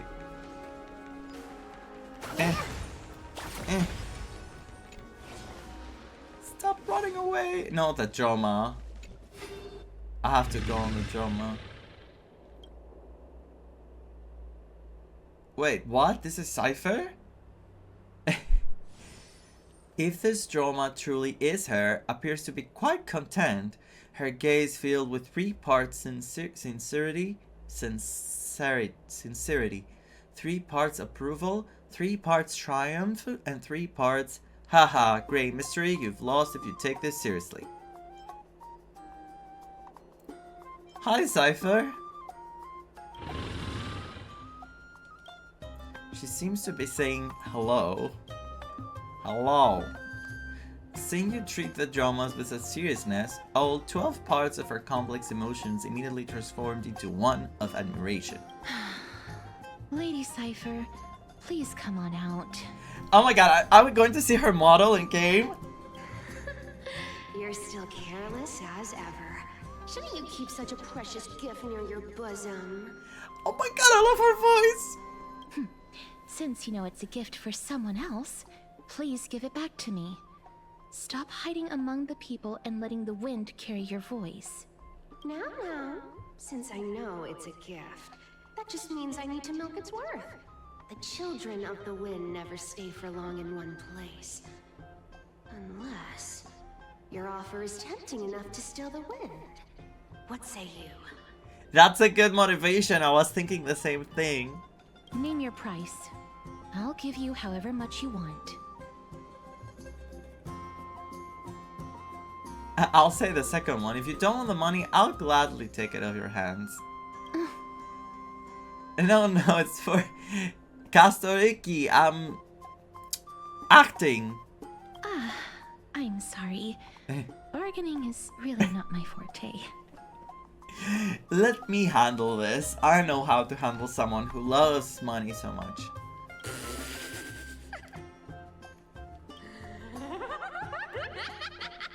No wonder they call you Princess Homebody.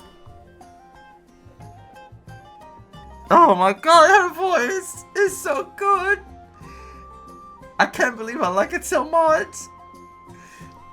Why don't you two come over to my place? It'll make a better venue for proper business discussions. You can find where I live through the winds I've sown. Right. Piece of cake. I can do that even if I can only sense your soul. Alright, I'll see you there. Oh, by the way, everyone cool with me collecting a deposit before we reach an agreement, right? Now, come this way. The dew of divine blood in the backpack has been stolen! No, my dew! She's incorrigible. Follow me. The trailblazer was like, my dew! Oh, reminds you of Kafka's voice. She does sound more, she doesn't sound as, I don't want to say childish, like, she doesn't sound so, the tone of her voice is deeper than I thought it would be. Letter from Phantom Thief Cypher continued. Dear Princess Homebody and Grey Mystery, you probably guessed already, I had no intention of showing up at the Pack Beast workshop. This means, of course, I had no plans to return the gift there either. This was just a warm-up for our little game of cat and mouse. But surely you've realized that the kitty phantom thief never cared about stealing a mere trinket, right? No, what I'm really after is your hearts. Just kidding. I have no interest in your hearts. If Princess Homebody can track my path, then by all means try. I'll be waiting at the end.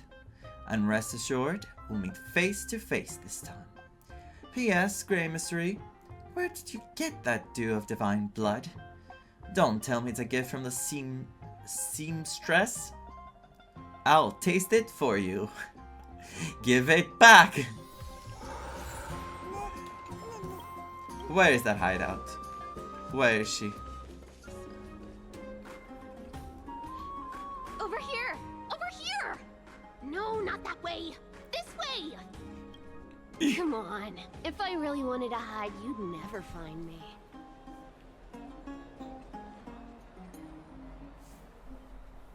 So relax, you two.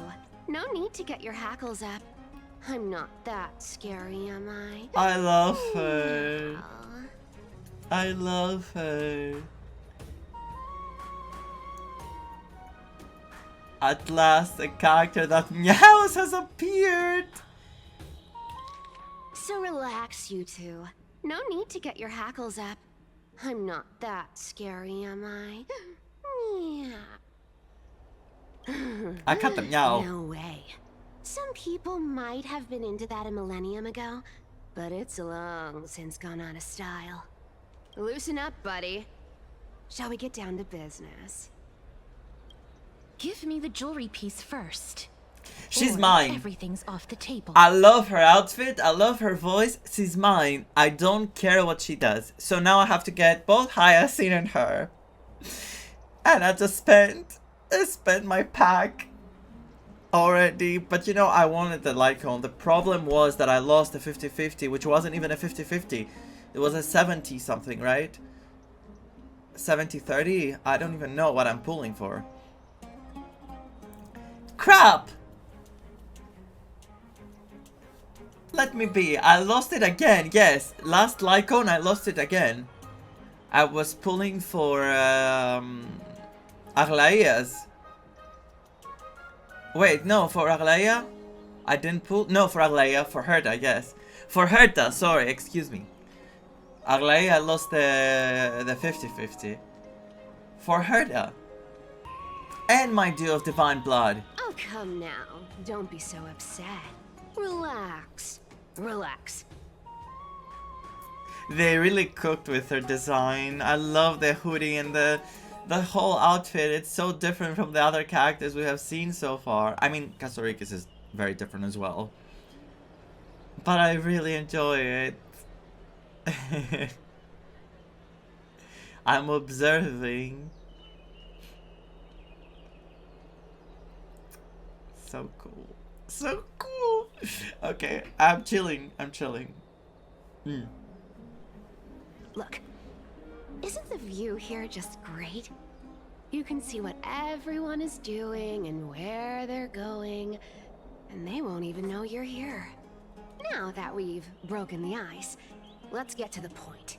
Everything I've said so far has been a joke. I'm inviting you two here for 3 things. She keeps lying. Yeah, the moon. 1. The seamstress found me and wants me to take you to Styxia to look for the Death Titan. 2. The Council of Elders also found me and wants me to make sure the core flame of Thanatos ends up in their hands.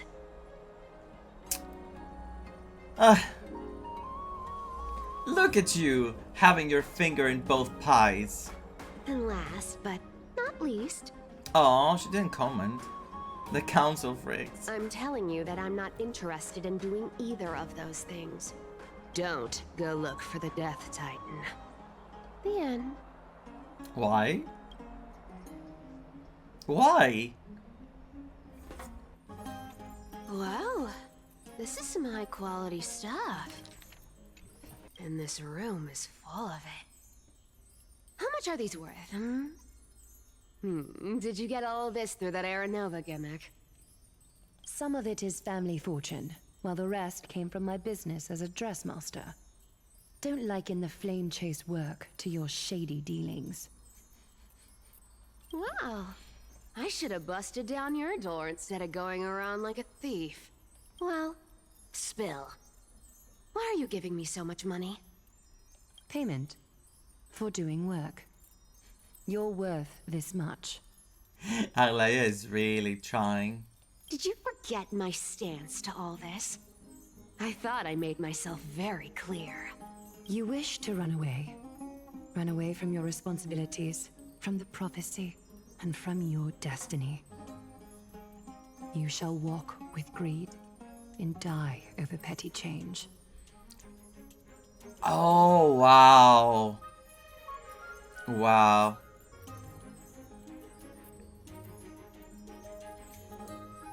Wow.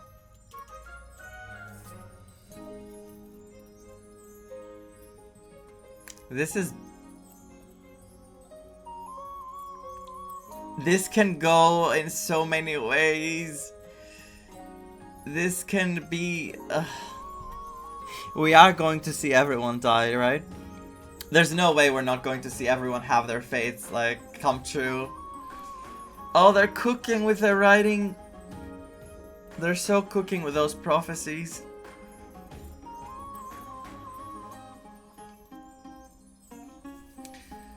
I understand this prophecy weighs on you immensely. That is why I have never approached the demigod of trickery for running away.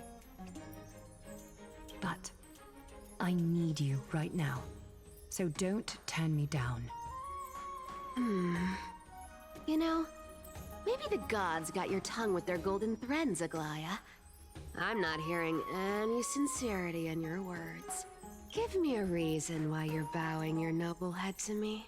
She's really cooking with her voice acting, like really, really cooking. I have to see who this person is. We lost Trian. Oh. The divine power of passages is running out. I need another demigod to escort Castoris and help her fulfill her lifelong wish. Oh, I get it now. You're sending Castoris to her death. And you want me to die with her. No. This is Castoris's own request. I have never seen her so determined. She brought this up herself? You're not pulling my leg. She's also made up her mind to leave her confused past behind. I love her nails too, so much. As will you, Cypher, when you finally make up your mind. Don't be so sure.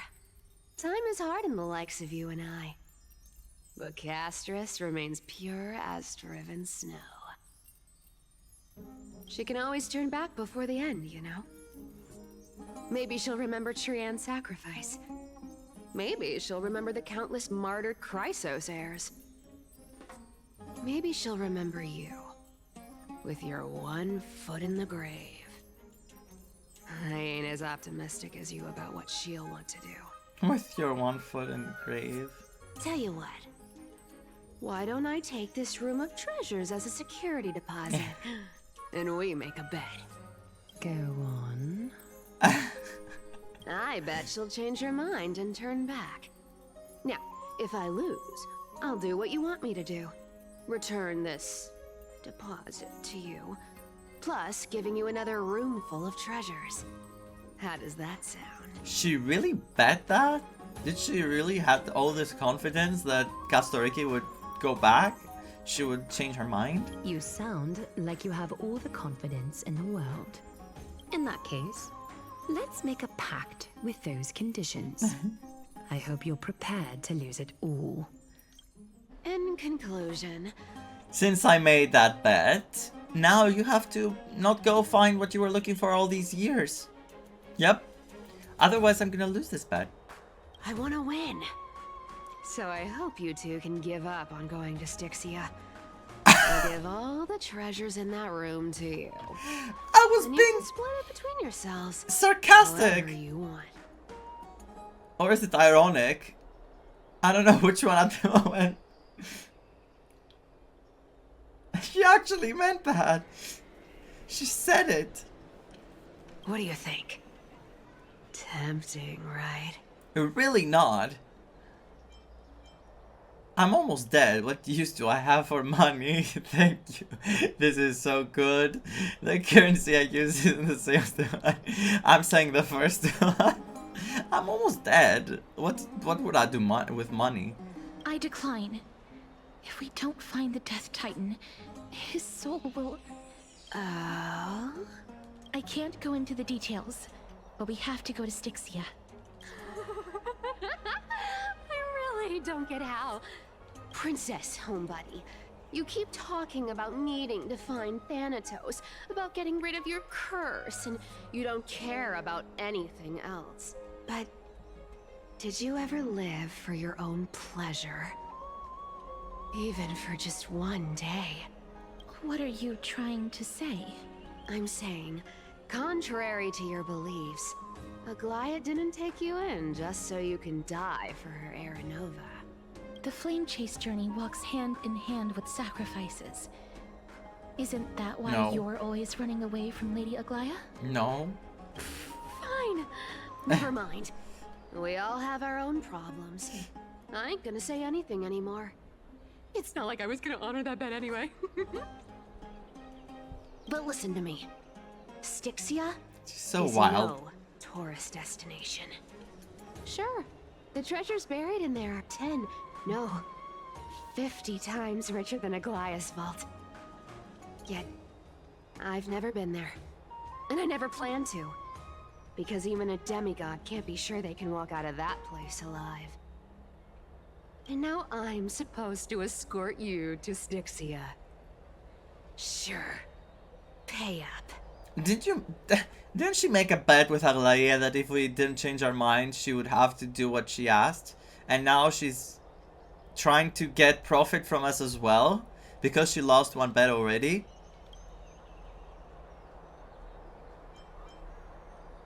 Aglaia has already paid for me? Is ripping people off the authority of Zagreus' demigod? I'll say Aglaia has already paid for me. Her payment was in gold and precious stones, which only covers the living passenger. You need to pay me as a member of the dead. Oh my god, she's just like banks. Or our government. I don't like this. However, I have lived a longer life than most people. Though I'm not as good at doing business as Lady Aglaia, I still have some savings. No, poor Castoriki going to use her poor money. I can give them all to you. Then how are you going to live the rest of your life? Remember? She might die. Then I'll give you 90. No, 80%. Well, don't mind if I do. 80% of Castrus's savings and a bottle Hey. of dew of divine blood. No. Not a bad trade. The dew of divine blood, I didn't agree for her to take it. I'll show you who's boss once I've recovered with full HP. Ugh. Don't forget to give Castoriki's jewelry back. Okay, okay. I didn't know you hold grudges. Gray mystery. Here, catch. I like the gray mystery line, and she's a troll. Be careful with that. Wow. She make this for us? Are we engaged? A minor change in plans, though. Don't go to the bath tomorrow. Come look for me at Akima's city gates instead. So, why are you changing the meeting place? Oh, nothing really. Of course. Just a bit scared of the seamstress's frosty face. I wouldn't stay a second longer in Akima if it were up to me. Well, now that we've struck a deal, why don't I give you guys a lift back? It's gonna be a long What? ride. How? Hello? It's gonna be a long ride. So have a good rest. my god. How far away she went. A portal? A portal like the creature. What was it? What was its name? With the treasures. Where am I? Is this my room? How did I get back here? This is a coin? It was Cypher?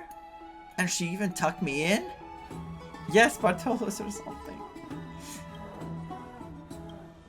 Never mind. It's getting late. I better get going. Letter from the Phantom Thief Cypher continued again. Grey mystery. These formal addresses at the start of letters are such a hustle, and you've already read 3 useless Phantom Thief letters. I've left Princess Homebody's gift here. Take good care of it. Remember, skip the baths and come straight to Okima City Gate to find me. You know I have no patience. Come late and I'll leave without you. Clear? P.S. Yes, I'm the one who tucked you in. You're welcome. Guys, I love her so much. I don't care what she does gameplay wise. I really don't care. The same goes for Hyacinth, but I have to admit I'm shooketh with Cypher.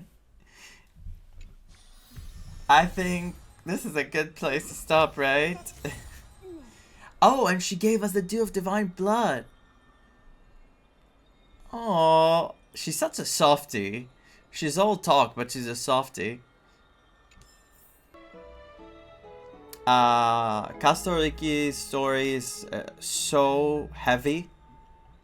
We did see the whole sequence of what she went through, and that broke me. That was so heavy. The concept of death is a very heavy one. It's like something that it's not meant to be discussed too often because it's so heavy. And Kastoriki's life was just always around death. And the way she was used, having those powers, was just the worst. They were calling her power a blessing. She was always considering it a curse.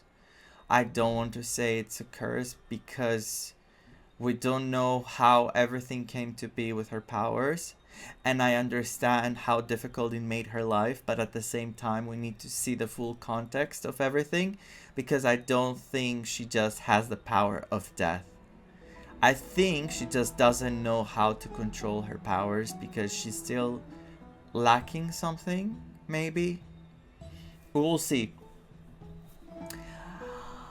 But yeah, I'm so glad I get to know more about Kastoriki, even though it hurts me. It also makes me love her more and more and more, and I truly wish I could just grab her and hug her. And probably I wouldn't be able to because I would die, but you know what I mean. And for Anaxagoras, as I said earlier, I think Anaxagoras is a very, very well written character, but to have a full opinion about him, we need to continue the next part, so stay tuned for the next part. It's going to be happening, and I want to see where his story is going because he is very, very smart. He makes huge bets, but not in the Cypher way, but like he bets everything in order to get what he wants, and I think that he has every right to fight for a difference, for a new tomorrow. And the reason I believe he's fully tricking the council is because the council wants to take the world back into the older times, a previous era. And that's the complete opposite of what Anaxagoras stands for. It's like, come on, it couldn't be more obvious that Anaxagoras is going for something different than that. He wants to make a change for himself with his own power. So, fudge the council, and he said fudge the flame chasers too, but I still think he does care about the flame chasers. And we'll see where this goes. I believe I believe we're going to be in for a ride. I believe the next part with Castoriki is going to give us the full story of what happened with her sister. If the Greek mythology is correct, is her sister. The sister talked about having a twin sister, and we saw Castoriki in the flashback, so you know, it has to be a twin sister. But how is Castoriki alive? Is it because of what happened in the past that she gave life to her again? Through alchemy, through... There's so many things! I'm so excited! And also, after Castoriki, I guess we're going to see the endgame of Anaxagora in this patch. It's probably going to be a very long playthrough still, like over 4 hours, so... Please let me know your thoughts about the story. How did you enjoy it? If you have finished it, how do you feel after you played the whole thing? Anyway, thank you so much for watching. I hope you enjoyed it so far. We'll be back with the rest of the story. Keep on trailblazing. Bye bye.